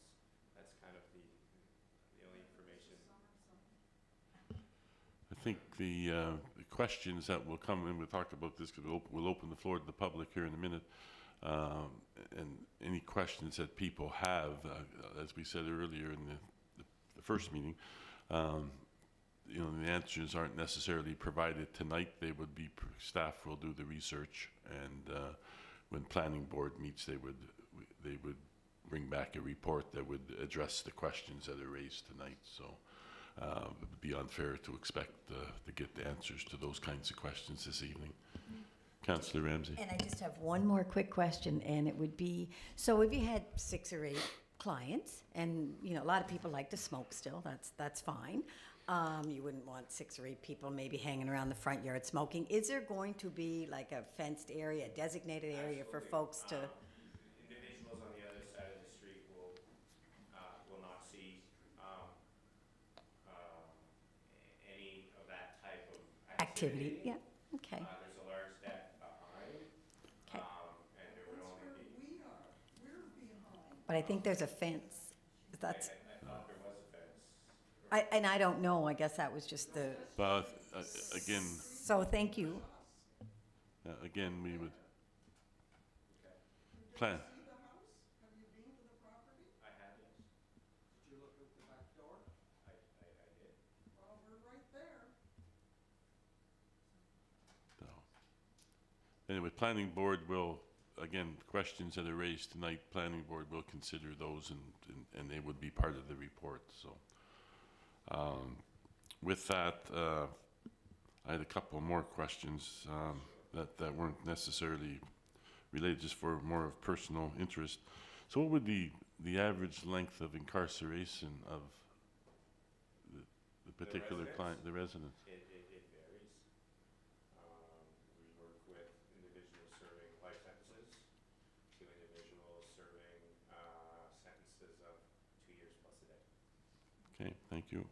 And then staffing, I know, ideally, every industry is dealing with staffing challenges and issues, and to recruit the kinds of folks with the credentials that you'll be looking for. Is that concerning to you at all?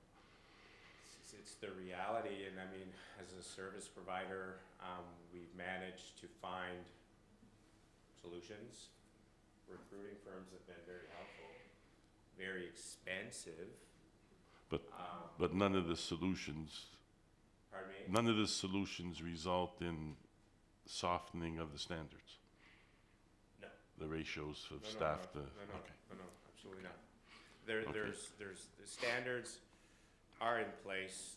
They're monitored regularly. They're monitored by the federal government. Okay. So those are things that you can't mess around with. So just to follow Councillor Adams, I'm good. No, Yeah. to follow up on what you said, so the public knows, so if you could take 8 people, like you mentioned earlier, in the house, but if you don't have the staff for that, you don't take in the 8 people. Well, no, I mean, Correct, actually, like just, it's an interesting phenomenon. I mean, some of it's hypothetical. So I'm also president of the Atlantic Halfway House Association. I've been involved with that organization, I guess, as long as I've been working in the field. And I'm on a national board, and there's been some jurisdictions that have had to close their doors because they didn't have enough staff. Yep. Yeah. So, and it's as simple as that. It's unfortunate. Yeah. So our goal is Yeah. yeah.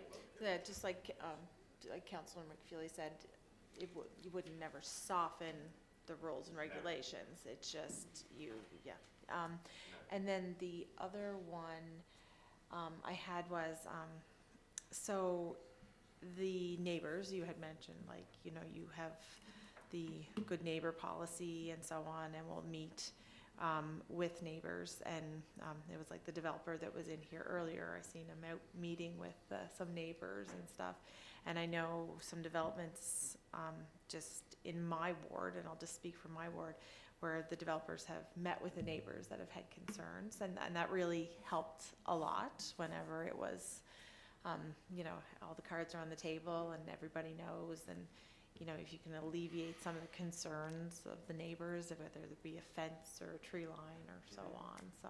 And we're open for Yeah. all of that, for sure. Yeah. There's no Yeah. question. Okay.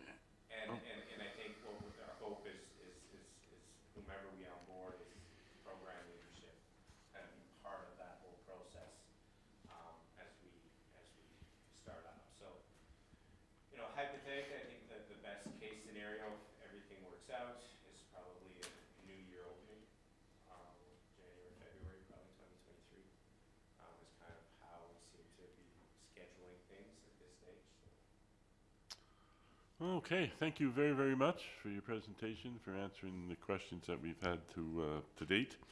Now is the time that we would open the floor to members of the public if they have any comments or questions. And as I said earlier, tonight is not the time to necessarily get the answers to the questions. It's to raise the questions, and then staff will do the appropriate research and provide planning board with the answers to those questions so that we can make an informed decision and recommendation to council for consideration. So that's kind of the process. So I would open the floor now to any members of the public, and I guess as I always do, kind of reiterate that this is your opportunity to speak, and we really want to hear from you. So I'd like to ask if we could ask you if you could please come to the mic and state your name and address, and so we can have that for the record.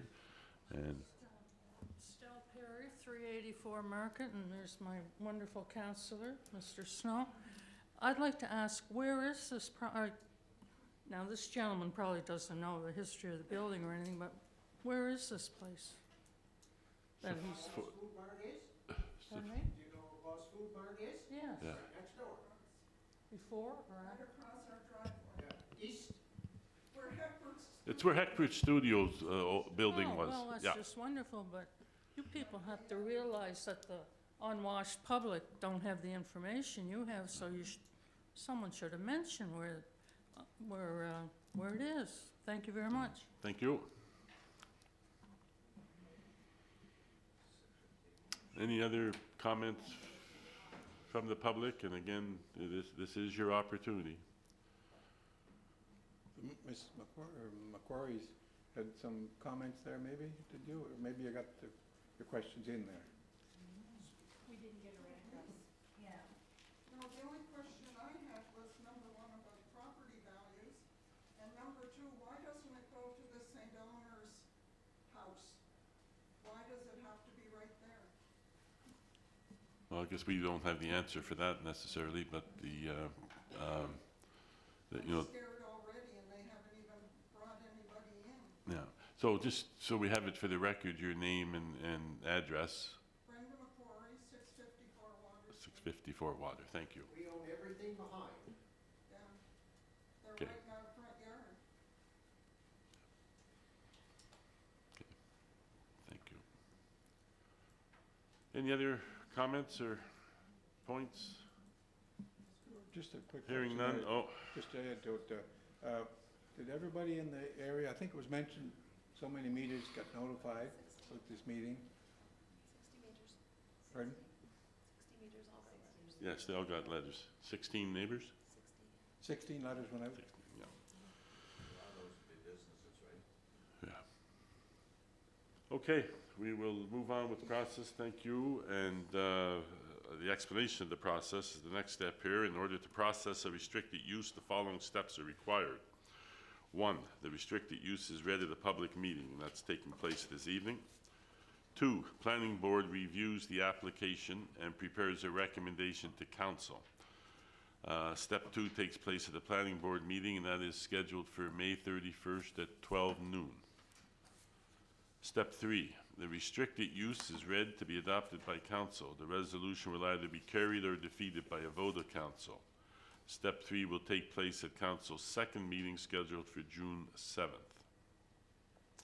Please note that in accordance with section 5.20 of the city zoning bylaw, any person who is dissatisfied by a decision of council in respect to the administration of this bylaw may appeal council's decision within 21 days to the Island Regulatory and Appeals Commission, IRAC. And that, your worship, wraps up my portion of meeting number 2. Thank you, Councillor McFeely. So we still have some other items to deal with. So the next one would be We're in the planning board next. planning board, so we'll turn it back over to the chair of planning board, Councillor McFeely. Thank you, your worship.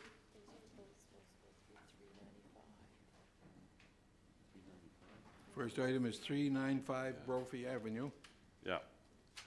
So we will call the May 24th planning board meeting to order. and ask for a motion for, I should, Councillor McFeely, I'm moved sorry, by, but moved by Councillor Adams. I'm just wondering, make sure this last presentation, if they understand the process and when it's back again. Everybody knows the dates. We're going to planning board and. Next week? Yeah, 31st. 31st at noon. Right here. Yeah. Well, thank you. Thank you very much. Thank you. Sorry I know about that. the planning board would be riveting if you wanted to stay, but it's.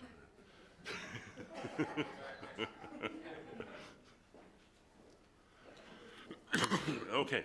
Mr. Chairman, I noticed there's two numbers, 395 and 359. They're both 395. Okay. Yeah.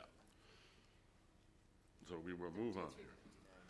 And I should explain, huh? Yeah, I could do that. I should explain the voting members of planning board are Councillor Ramsey, Councillor Adams, the mayor, and myself. As always, we always welcome the input and questions from all council. And so it's those members that would be making the recommendation to council. And then council would have the opportunity to vote on it at that time. So we will proceed, and I know people are getting water or something there, but they can hear us in the back rooms.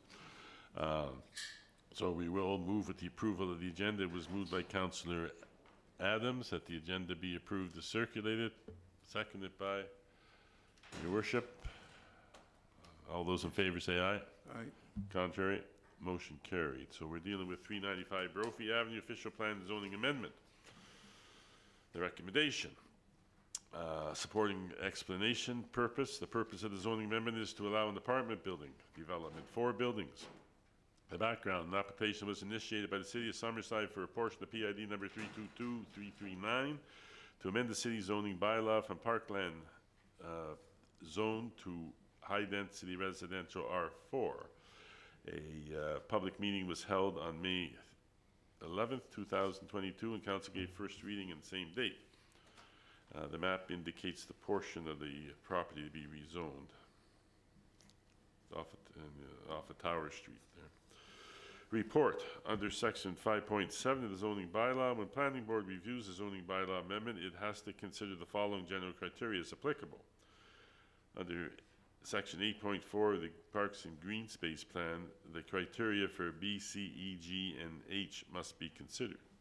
A, conformity with all requirements of this bylaw. Staff comment. If council approves the zoning map amendment P to R4, the property can be developed in accordance with the development standards of the R4. B, conformity with the official plan. Staff comment. The development conforms to the official plan, section 5.2.2, location of high-density housing. The proposed amendment will require an amendment to the Parks and Green Space Plan.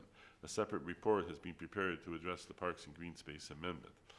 5.2.2, location of high-density housing. Council's intentions about locating high-density housing are important to residents concerned with potential location of row houses and apartment buildings into their predominantly low-density neighborhoods. To help allay these concerns, council lays out specific policies below on where they may allow future high-density housing, some of which elaborate on their foregoing policies for special planning and development areas. Location criteria. Council's criteria for locating high-density housing in the city of Summerside include desirability of infilling properties which are already partly developed for higher density housing, the desirability of locating high-density housing close to jobs, community facilities and services, and promoting pedestrian access, opportunities for maximizing the number of opportunities for scenic views through higher density and taller residential buildings, but with protection of adequate view planes. Benefits of locating higher density housing in difficult to serve areas so that they can help distribute expensive development costs among more users. Opportunities for innovative mixes of higher density housing with other residential developments in CDAs. Opportunities for recycling older non-heritage residential properties with higher density development. and opportunities for apartments and residential commercial use buildings, and the avoidance of negative economic and physical impacts on surrounding land uses, whether existing or proposed. The ones in yellow on the screen, it's not yellow on my paper here, are the ones really pertinent to this particular case. So the objectives that's laid out in the official plan are to encourage high-density housing in specific areas, and the following are council statements of policy, and number 1 there, promote high-density housing on properties already partly developed for higher density housing, is the one that's specific to this area. I don't think there's a need to read the others into the record. C, suitability of the proposed site for development. Staff comment, this site can accommodate the proposed high-density R4 residential land use being proposed. D, compatibility of the proposed development with surrounding land uses, including both existing and projected uses. Staff comment, the subject property abuts 2 land uses, parkland and residential. The lands to the immediate east, northwest, and a portion of the south are high-density land use.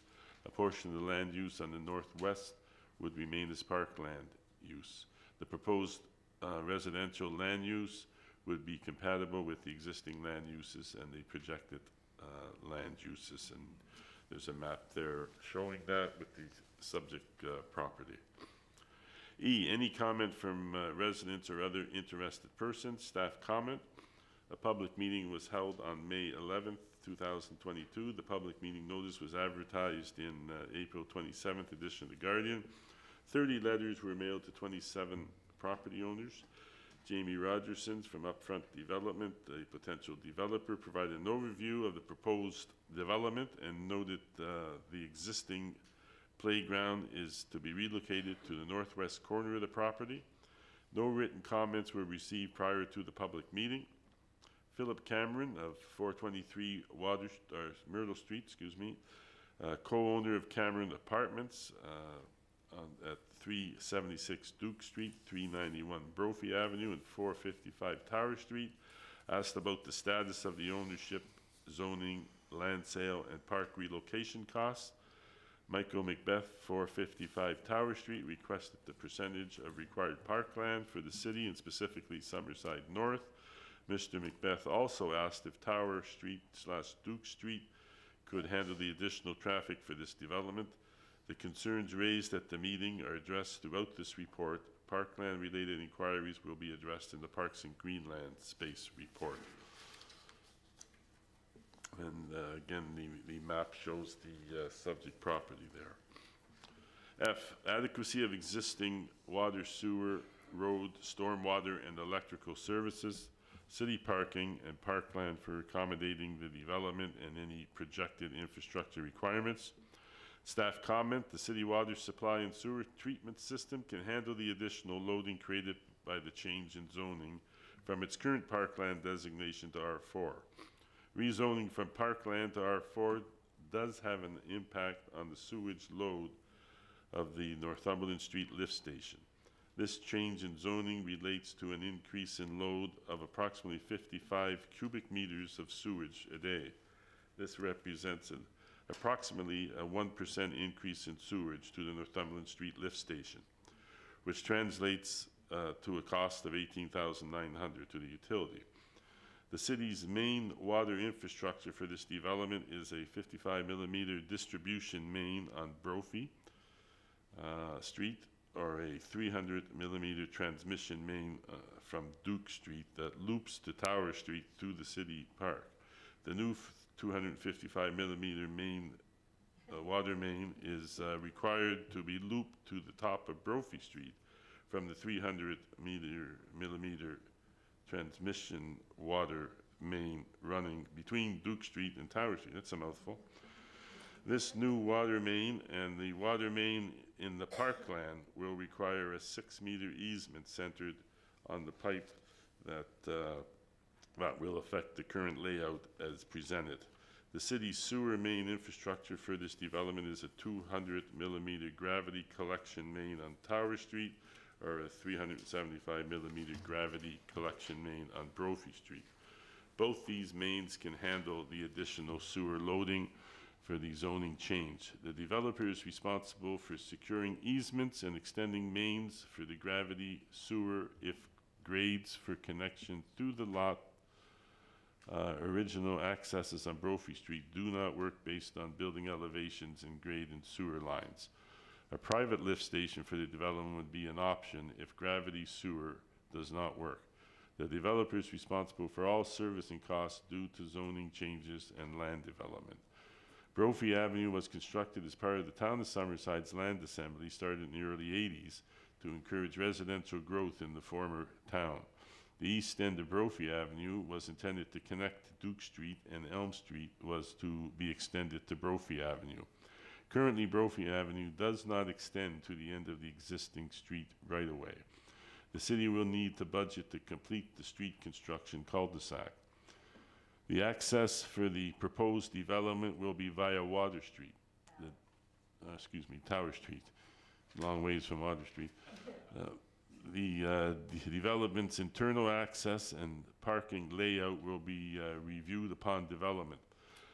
This development has a huge hard surface parking and roof drainage area, which is required to be piped through an underground drainage system connecting to the existing city storm system. As per the City of Summerside Subdivision and Site Development Bylaw SS-19, the developer will be required to develop a stormwater plan/strategy. This development is the lowest property in the area and thus has a lot of existing natural drainage flow from other properties across it, which the developer will have to accommodate as well as in its stormwater plan. The change in zoning from parkland, open grass area, to R4, parking area and roof surfaces accumulating more storm drainage, will require the developer, civil engineering designer, to limit the flow of stormwater from this site so as not to overwhelm the city's storm system at the point of connection. 3-phase of single-phase electrical services available to the lot.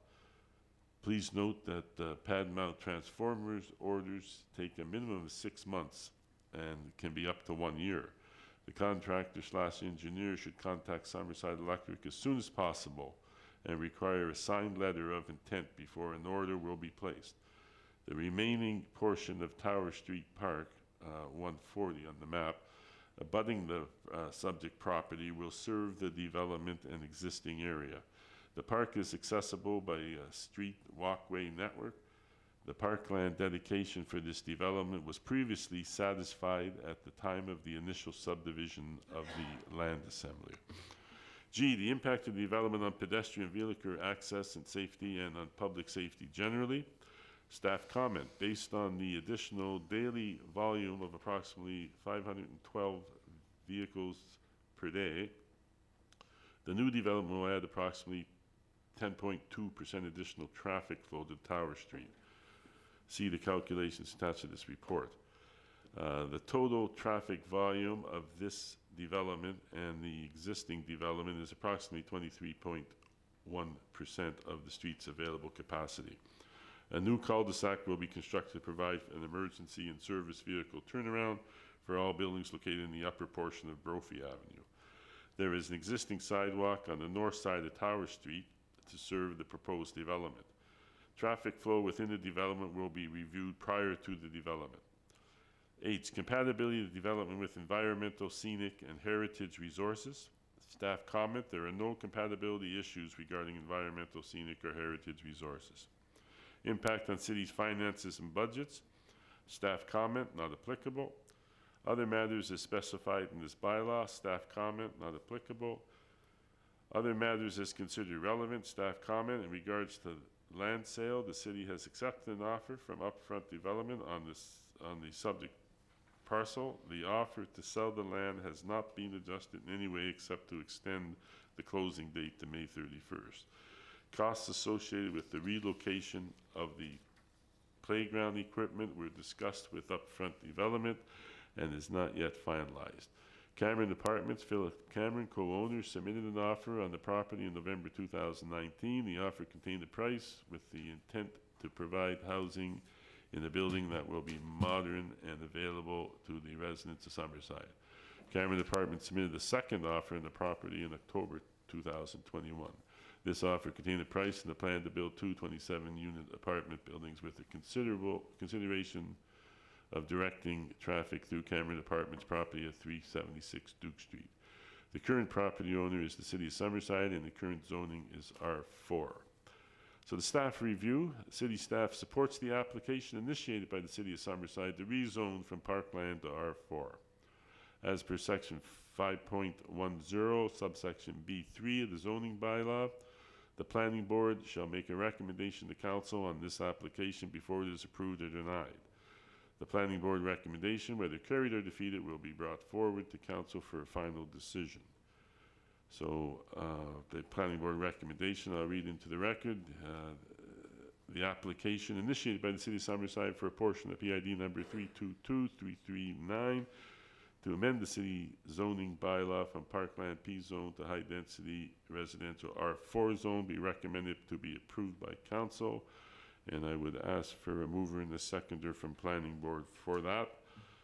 I should also mention the traffic flow counts that are, but they are attached there. I don't think I need to go into them. They were talked about in the report. So we would look for a mover and a seconder. Moved by Councillor Adams. Seconder. Seconder, sure. Seconded by Your Worship. The recommendation. All those in favor say aye. Aye. Contrary? Nay. So we have a vote of 2-1. I guess I probably should have asked for questions and discussion prior to the vote, but The vote is to take it to council. take it to council. So I know there may be comments there, so. Yeah, and I just, Yeah. thank you, Councillor McFeely. I just wanted to, because this is, again, going from the green space, Yeah. so it's just the rezoning, and I'm going to vote against taking the green space away. I'm not against housing, but I'm not going to vote against taking the green, or I'll vote against taking the green space away, just so everybody's aware. Understood. Councillor Snow. I guess just a comment, and maybe for my fellow councillors to think about is, as I chair community services, and we know we are moving the park from one area to another. We know there's a high volume of seniors living in that area. I would encourage, I guess, our community services department and fellow councillors to think about, if this is going to be approved, the park is moved, that we take into consideration the number of seniors, others living in that area, and make that park more than just a kids' park. You know, we should maintain the playground, kids' slides, so on, but also include other things that are senior friendly and would make that area appealing to seniors to use as well, if this is to be approved. I just putting that out there for us to think about as we move forward on that. That's something that Yeah, so I just want to make sure that we're. Thank you, Councillor Snow. Councillor Durand. Thanks, Councillor McFeely. Just wanting maybe just a bit of clarification on item K. The very last line, the current property owner is the City of Summerside and the current zoning is R4. And then the very next part is that city staff support the application to rezone from parkland to R4. So is it R4 yet, or is it parkland? It says the current zoning is R4 on that part K there. Yeah, that is right, that's correct. So it's currently R4. R4. So And you're looking to rezone it to, sorry, my mistake, yeah, Current. its current zoning is parkland. There's a Okay, so that was mistake here on just the a- report, yeah. okay. We'll let that stand corrected in the report. Okay, any other comments? Well, it was mentioned about taking the green space away. I don't think we're taking it away. I think we're just relocating it. Am I correct in that, Linda? What exactly is that? You're reducing the size of it. Reducing the size of it? And relocating? No, Your Worship, my residents came to me, any of that green space, they didn't want it to go. the whole thing. So that's where I had to go back to because we started this process all over again. They don't want the green space to go, so I'm supporting them, as I told them I would. Again, I'm not against housing. I'm not going to not support housing, but so it's taking that whole area away. They didn't want that What's the gone. difference in the size as a result of this? When you say taking some of the green space, is it a half foot or a quarter of it, or what's, just so for the record? What do you mean?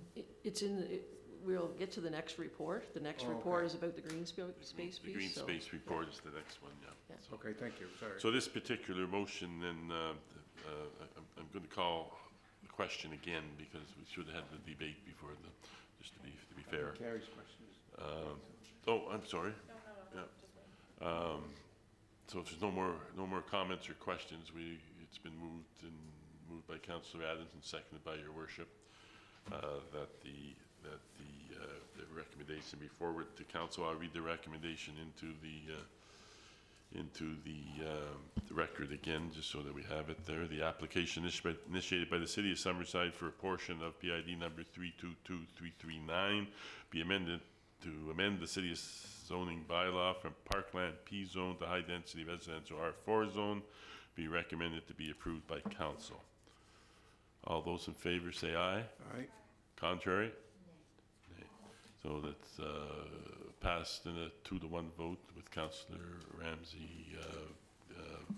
That coming to council tonight. That's going to council on, the recommendation will go to council on June 7th. June 7th? Okay? 2nd or 7th?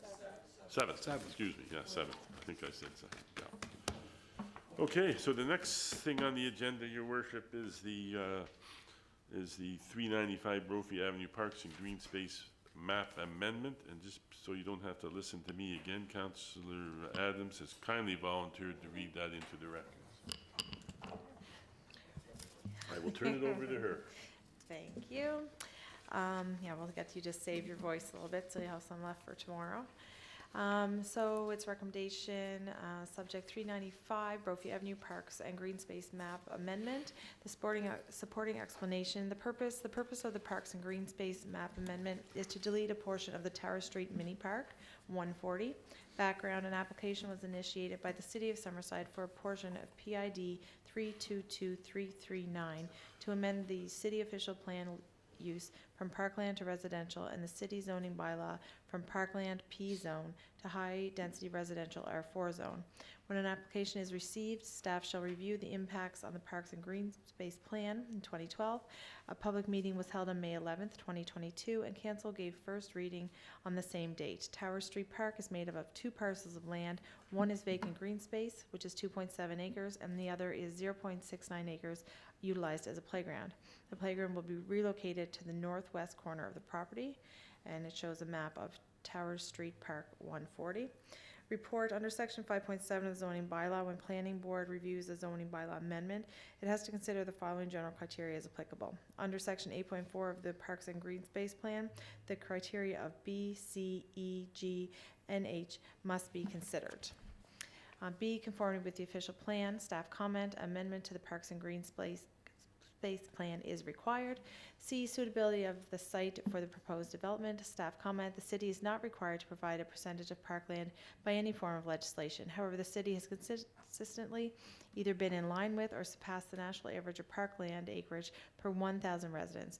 As it stands, the city has over 125 acres of parks and green space lands, with the current level of service being over 7.75 acres per 1,000 residents. The national average is between 5.96 to 10.50. Tower Street 140 is one of 13 mini parks in the city. As per section 5.6, conclusions of the Parks and Green Space Plan and based on 2011 census data and 1983 National Recreation and Parks Association (NRPA), our supply of mini parks is over double the maximum range. There are a number of factors considered when determining the parkland area required for sections of the city. In this particular case of Tower Street Park, the playground is utilizing approximately 0.69 acres of the 3.47 acre parkland area. The remaining 2.78 acres was underutilized. Jennifer Street Park, 496, which is 0.5 acres, and Legier Park, 6.4 acres, is located within 750 meters of the proposed development.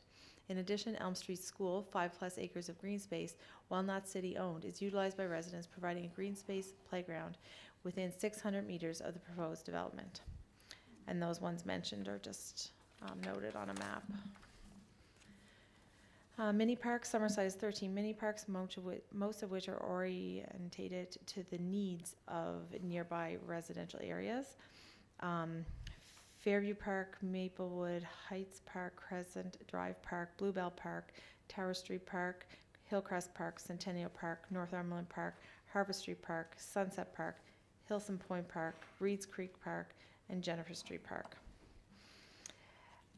Section 5.6, mini parks oversupply. The total area of mini parks in the city is more than double that is required under maximum NRPA standards. Our supply of mini parks even exceeds the needs of typically young families in newer suburban areas. This oversupply probably reflects the relative ease of acquiring parks through subdivision parkland dedication process, which avoids imposing land acquisition costs on the city. However, this oversupply does place additional costs on the city in the form of capital improvements and ongoing maintenance.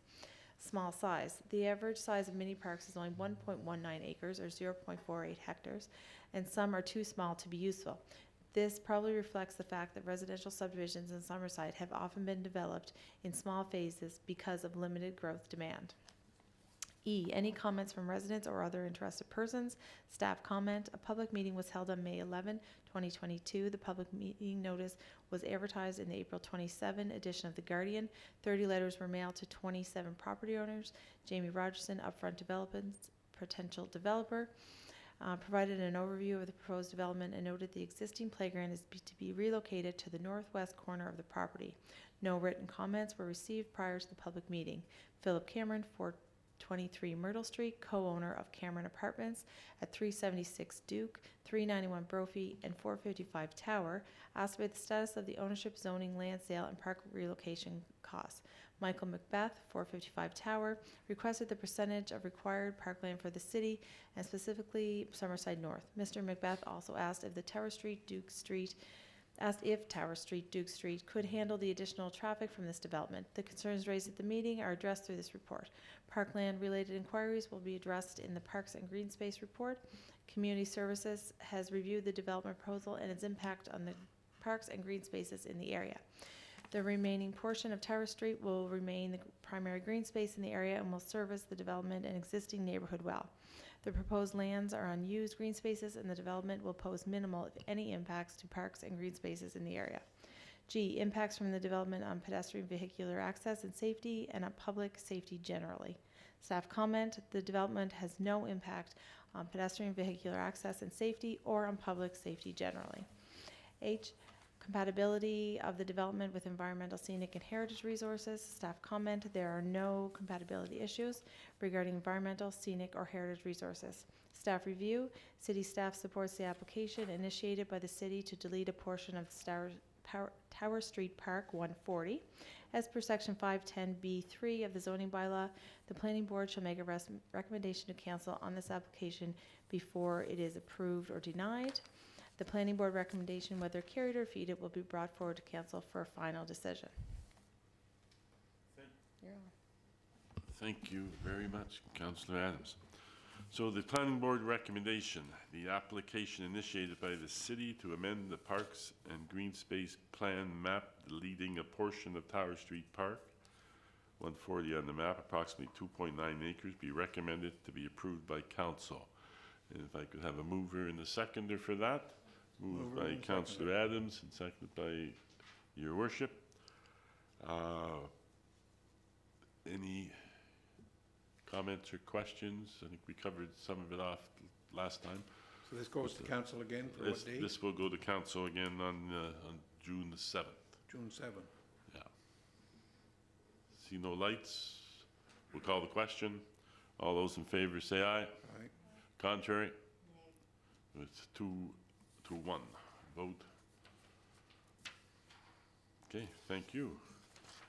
So that wraps up that portion of the agenda, Your Worship. So next on our list is Item number 5, 86 Cedar Street, official planning zoning amendment. And Councillor Adams has kindly agreed to read that into the record as well, so. 86 Cedar Street zoning amendment, supporting explanation. Purpose, the purpose of the zoning amendment is to allow apartment development. This applicant is proposing a 10-unit apartment development. Apartment building means a building containing more than 2 dwelling units except a row house and townhouse as defined in this bylaw. Background, an application was received from the Boys and Girls Club of Summerside, Inc., agent for the property owners Daryl and Lisa Whitlock, for PID 303-859 and PID 303-867 to amend the zoning bylaw from medium-density residential R3 zone to high-density residential R4 zone. A public meeting was held on May 11th, 2022, and council gave first reading on the same date. And there's a little map for reference there of the properties, picture of aerial view from the east, and a picture of the site plan. Report under section 5.7 of the zoning bylaw. When planning board reviews a zoning bylaw amendment, it considers the following general criteria as applicable. Under section 8.4 of the Parks and Green Space Plan, the criteria of B, C, E, G, and H must be considered.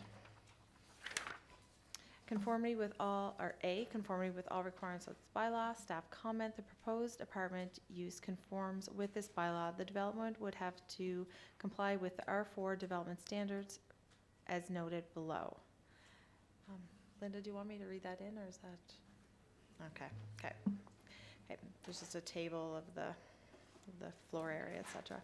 B, conformity with the official plan. Staff comment, the rezoning conforms to the official plan as the property is designated as residential land, use of the future land use plan. Council must consider section 5.2.2, location of high density housing. The amendments have no impact on the Parks and Green Space Plan. 5.2.2, location of high density housing. Council's intentions about locating high-density housing are important to residents concerned about potential location of row houses and apartment buildings into their predominantly low-density neighborhoods. To help allay these concerns, Council lays out specific policies below on where they may allow future high-density housing, some of which elaborate on their foregoing policies for special planning and development areas. And location criteria that pertains to this is one bullet is the desirability of locating high-density housing close to jobs, community facilities, and services, and of promoting pedestrian access.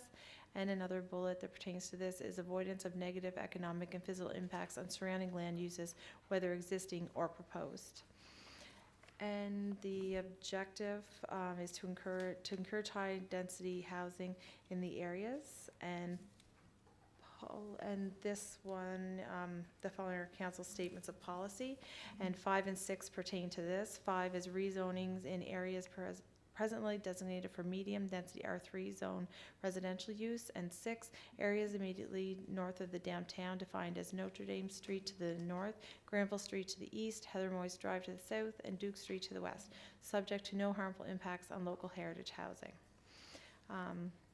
Suitability of the site for proposed development.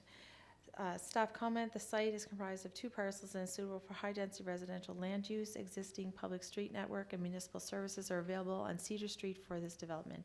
D, compatibility of the proposed development with surrounding land uses, including both existing and projected uses. Staff comment, the subject property abuts 2 uses. The land used to the immediate east and south is zoned R3. The land used to the north and west is zoned institutional. The rezoning from R3 to the proposed R4 would be compatible with the surrounding properties. E, any comments from residents or other interested persons? Staff comment, a public meeting was held on May 11, 2022. The public meeting notice was advertised in the April 27 edition of The Guardian. 36 letters were mailed to 34 property owners. Adam Binkley and John Aylward provided an overview of the development and noted the demand for transitional housing in the community. Doug Gallant from 82 Cedar Street spoke at the public meeting. Mr. Gallant asked about the number of stories and the impact on his property. Adam Binkley stated that the building would be 3 stories and the Boys and Girls Club would work with the neighbors in the area. F, adequacy of existing water, sewer, roads, storm water, and electrical services, city parking, and parklands for accommodating the development, and any projected infrastructure requirements. Staff comment, rezoning from R3 lands to R4 lands. does not have a significant change in the loading of the Northumberland Street station, lift station. The city's water supply and sewage collection systems can handle the rezoning from the new development. The sewer main infrastructure on Cedar Street can handle the sewage flows from the rezoning development. The existing water infrastructure on Cedar Street can handle the water requirements for rezoning development. This development will need to develop a stormwater site plan to meet the requirements of the City of Summerside subdivision and Site Development Bylaw SS-19. This development is a low area and has significant existing natural drainage flow from the other properties around it, including drainage from the existing Confederation Trail system. The city is currently contracting the replacement of the drainage system in the area along the Confederation Trail system. There is an existing storm drainage system on the subject property which the developer can use to drain this property. The existing parkland, Billy Bridges Park, can accommodate this development, which is located within 200 meters of the subject property and is accessible by Confederation Trail and street/sidewalk network. G, impacts from the development on pedestrian vehicular access and safety and on public safety generally. Staff comment, Cedar Street is a through street constructed to the city standards with a sidewalk on the west side of Cedar Street running from Beaver to Water Streets. The Confederation Trail abuts the east side of the subject property. The proposed access to this property will require an access utility easement over the Confederation Trail and the property at 90 Cedar Street. As shown on the site plan, the developer is proposing an access that is less than 90 meters long. A service vehicle turnaround that is not required. The proposed access for this development to Cedar Street will require the developer to alter the sidewalk. All costs associated with the alterations to the sidewalk for access will be at the developer's cost. And see sketch on the following page. It just shows the existing and then where the relocation is going to be for the crosswalk. Age compatibility of the development with environmental, scenic, and heritage resources. Staff comment there are no compatibility issues regarding environmental, scenic, or heritage resources. I, impacts on city finances and budget. Staff comment the altering of the pedestrian crosswalk for the Confederation Trail and the sidewalk changes needed to accommodate the relocated pedestrian sidewalk will be incorporated into the Cedar Street sewer and storm project during the construction. J, other matters as specified in this bylaw. Staff comment there is none. K, other matters as considered relevant. Staff comment the subject properties will have to be consolidated prior to permits being issued. Staff reviews, city staff supports the proposed official plan and zoning amendments from the Boys and Girls Club of Summerside, agent for the property owners Daryl and Lisa Whitlock, to rezone from R3 to R4. As per section 510B3 of the zoning bylaw, the planning board shall make a recommendation to council on this application before it is approved or denied.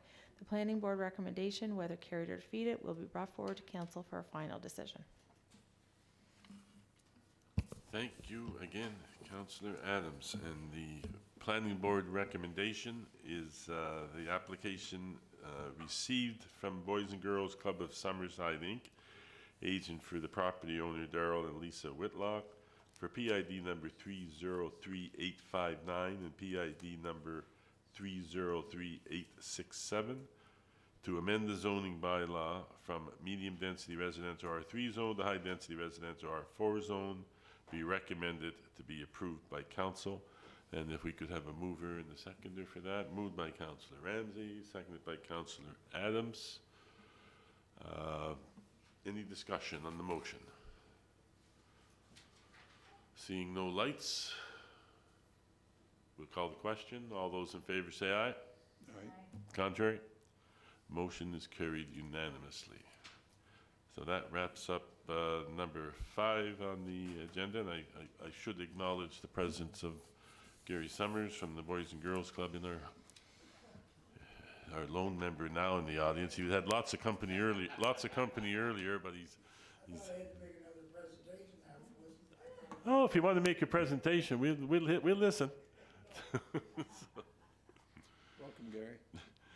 We will move on to number 6 on the agenda, 55 Starlight, Major Subdivision Phase 2 Preliminary Plan. Last item too, You isn't want it? to take that? Yep. Okay. I'll keep going. Thanks, Gary. See ya. So this is 55 Starlight Street subdivision, preliminary approval, supporting explanation, purpose to subdivide PID 615286 into 38 residential lots, Starlight Estates Phase 2, on a current vacant property. This will be an extension to the existing subdivision, Starlight Estates. The property is zoned R2.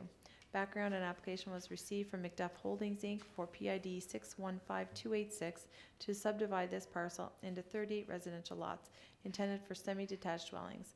The proposed lots are indicated on preliminary survey plan by HGE Engineering Limited dated April 15, 2022. Report as required under section 3.6 of the subdivision and site development bylaw. Council, planning board, and the development officer shall consider the following general criteria when reviewing development applications under this bylaw as applicable. A, conformity with the bylaw. Staff comment, the subdivision promotes smart growth, making effective use of the land, and applies to the principle of orderly and following. As a result of the public meeting for the rezoning of this land, a public meeting was held on February 16, 2022. At this meeting, the property owner stated that the land would be developed as R2 housing. Therefore, no public open house was warranted for the preliminary subdivision approval process. B, conformity with the official plan. Staff comment, this subdivision conforms to the official plan as the land use is designated as residential land use, Schedule B, future land use plan, and the criteria E, F, G, and H identified in the Parks and Green Space Plan, Section 8.4. C, conformity with the zoning bylaw. Staff comment, the proposed lots within the subdivision will be required to meet the development standards of the R2 zone. D, the orderly and following nature of the development. Staff comment, this development promotes residential growth and is an example of infilling vacant land. E, physical suitability of the site for the proposed development, including avoidance of natural hazards, undue water runoff, or environmental damage. Staff comment, this site is suitable for development. There are no natural hazards. Water runoff will be addressed with a storm drainage system, and no environmental damage should occur. F, compatibility of the proposed development with the present and future surrounding patterns of streets, lots, and services, including conformity with any city concept plans. Staff concept, this development promotes the pattern of streets in the area, as the proposed streets will connect to Starlight Estates Phase 1. The proposed street layout will allow for future development to the east, and the two stub streets to the south allow for two locations to exit Phase 2 of Starlight Estates. The lots and servicing will be designed to meet city standards. G, adequacy of the applicant's proposals for traffic circulation, parking, pedestrian access, water supply, sewage disposal, and storm drainage, including the adequacy of city streets and services to handle increased loads. Staff comment, the proposed residential streets will be designed to meet a 50 km/h local street speed limit posted at 40 km/h. The proposed street would have an 8.8 meter width with concrete curbs. The paved shoulder on the proposed street will allow for safe pedestrian traffic. The city's water supply and water mains in the area are adequate for the new subdivision. New service laterals will need to be installed to the property lines as part of this new development. The sewage treatment plant can handle the additional loading. All infrastructure will be designed and installed to meet city standards at the developer's cost. H, suitability of parkland provisions. Staff comment, parkland dedication is required for a residential major subdivision. At council's discretion, the parkland shall be 5% land, or $1,750 per acre cash in lieu for low-density residential land use. The buildable area of the development is 48,564 square meters, or 12 acres. Land dedication is 5% equals 2,428 square meters, or 0.6 acres. Monetary dedication of $1,750 per acre is $21,000. The developer is proposing to satisfy the parkland dedication with land dedication of 3,021 square meters, or 0.75 acres. Staff will review the parkland dedication with community services to determine if the parkland is needed in the area or if the monetary dedication is preferred. The parkland contributions will be put in a fund reserved solely for acquiring or expanding public parks within the city. I, impacts on city finances and budget. Staff comment, not applicable. J, proof of conformity with any applicable provincial legislation and regulations. The Confederation, staff comment, the Confederation Trail intersection with the proposed streets will be secured by the developer prior to the city taking ownership of the street right-of-ways. K, other matters as considered relevant. Staff comment, the proposed street names will be put forth by the developer once they are decided. Staff review, staff recommend the application from McDuff Holdings, Inc. for preliminary subdivision to subdivide PID 615286 into 38 residential lots intended for semi-detached dwelling development be recommended to be approved by council subject to the following. 1, the developer shall satisfy all municipal servicing requirements. 2, the developer enters into a subdivision contract construction agreement. 3, the developer shall satisfy the parkland dedication requirements. As per section 8.5 of the subdivision and site development bylaw, the planning board shall make a recommendation to council on this application before it is approved or denied. The planning board recommendation, whether carried or defeated, will be brought forward to council for a final decision. So, the planning board recommendation, preliminary subdivision approval be granted to McDuff Holding, Inc. to subdivide PID number 615236 into 38 residential lots intended for semi-detached dwelling development. Be recommended to be approved by council, and we would welcome a mover in a second. Moved by Councillor Adams, second by Councillor Ramsey. Any questions or comments? I do. I just have one question, Linda. Regarding with staff review, those 3 requirements, are they standard requirements for everybody? Yeah, they are for subdivision. Okay. Yeah, thank you. I just have one. Councillor Adams. So we had talked about the green space, what is that called? Parkland provision? Parkland, yeah.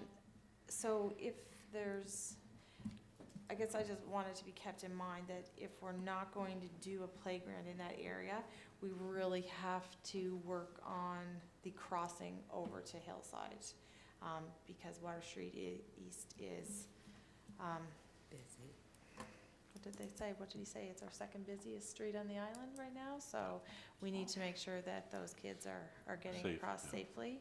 And right now, there would be nothing there to, for that. There's no crosswalk at all there, so. Yeah, it's a valid point. Yeah. Very valid point. Can I just make a comment there, Mr. Chairman? You certainly can, Your Worship. Well, it's just out a little ways from there, but I noticed the last time, a few times, a number of times, I come in Reed Drive, that whole area needs to be done over by the province. Yeah. Like the ditches and the street lights were put there in 1952, sort of thing. That from the Red Bridge into past Reed's Corner, it has to be done over with modern lighting and the ditches changed or filled in or whatever it needs to be done over. Yeah, and finally Red Bridge is getting done this year, and that was put off last year because it just got too late in the season. Bad shape.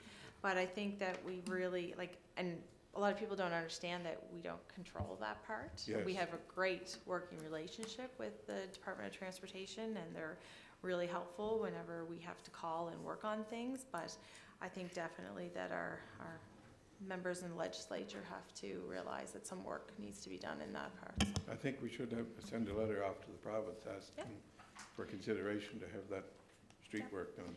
And that should be looked at whenever we're doing the east-west connector review, so. Or the whole package. I just have a quick question for Councillor Adams. So this development is being done in phases, and each time there's money put away for a park, like we say. So is at some point that money then going to be used and there will be a little park in that subdivision for the children, or like how, what's it said here that staff are going to make a decision on whether a little park will go in or if the money is going to go into the fund. Is that correct, Linda? No, I think that was correct. In speaking with community services, they wanted to reevaluate that area, and regardless of which way community services decides may be best for the city, it would still have to come back to council. Yes. Okay. And like, for example, Lafergie Park was done just a couple of years ago. They did phase 1 to it. I know Director DeRosier had more plans for it, and then some other parks had to get shifted around a little bit, but something like this could maybe help out with the phase 2 if we're not going to put one in the area. Getting their oar in the water there, right? Yeah, never hurts. Any other questions or comments on the motion? From, I was going to say Treasury Board, from Planning Board. All those in favor say aye. Aye. Contrary? Motion carried, and that brings us to the end of our agenda, but I do want to make one comment before we adjourn.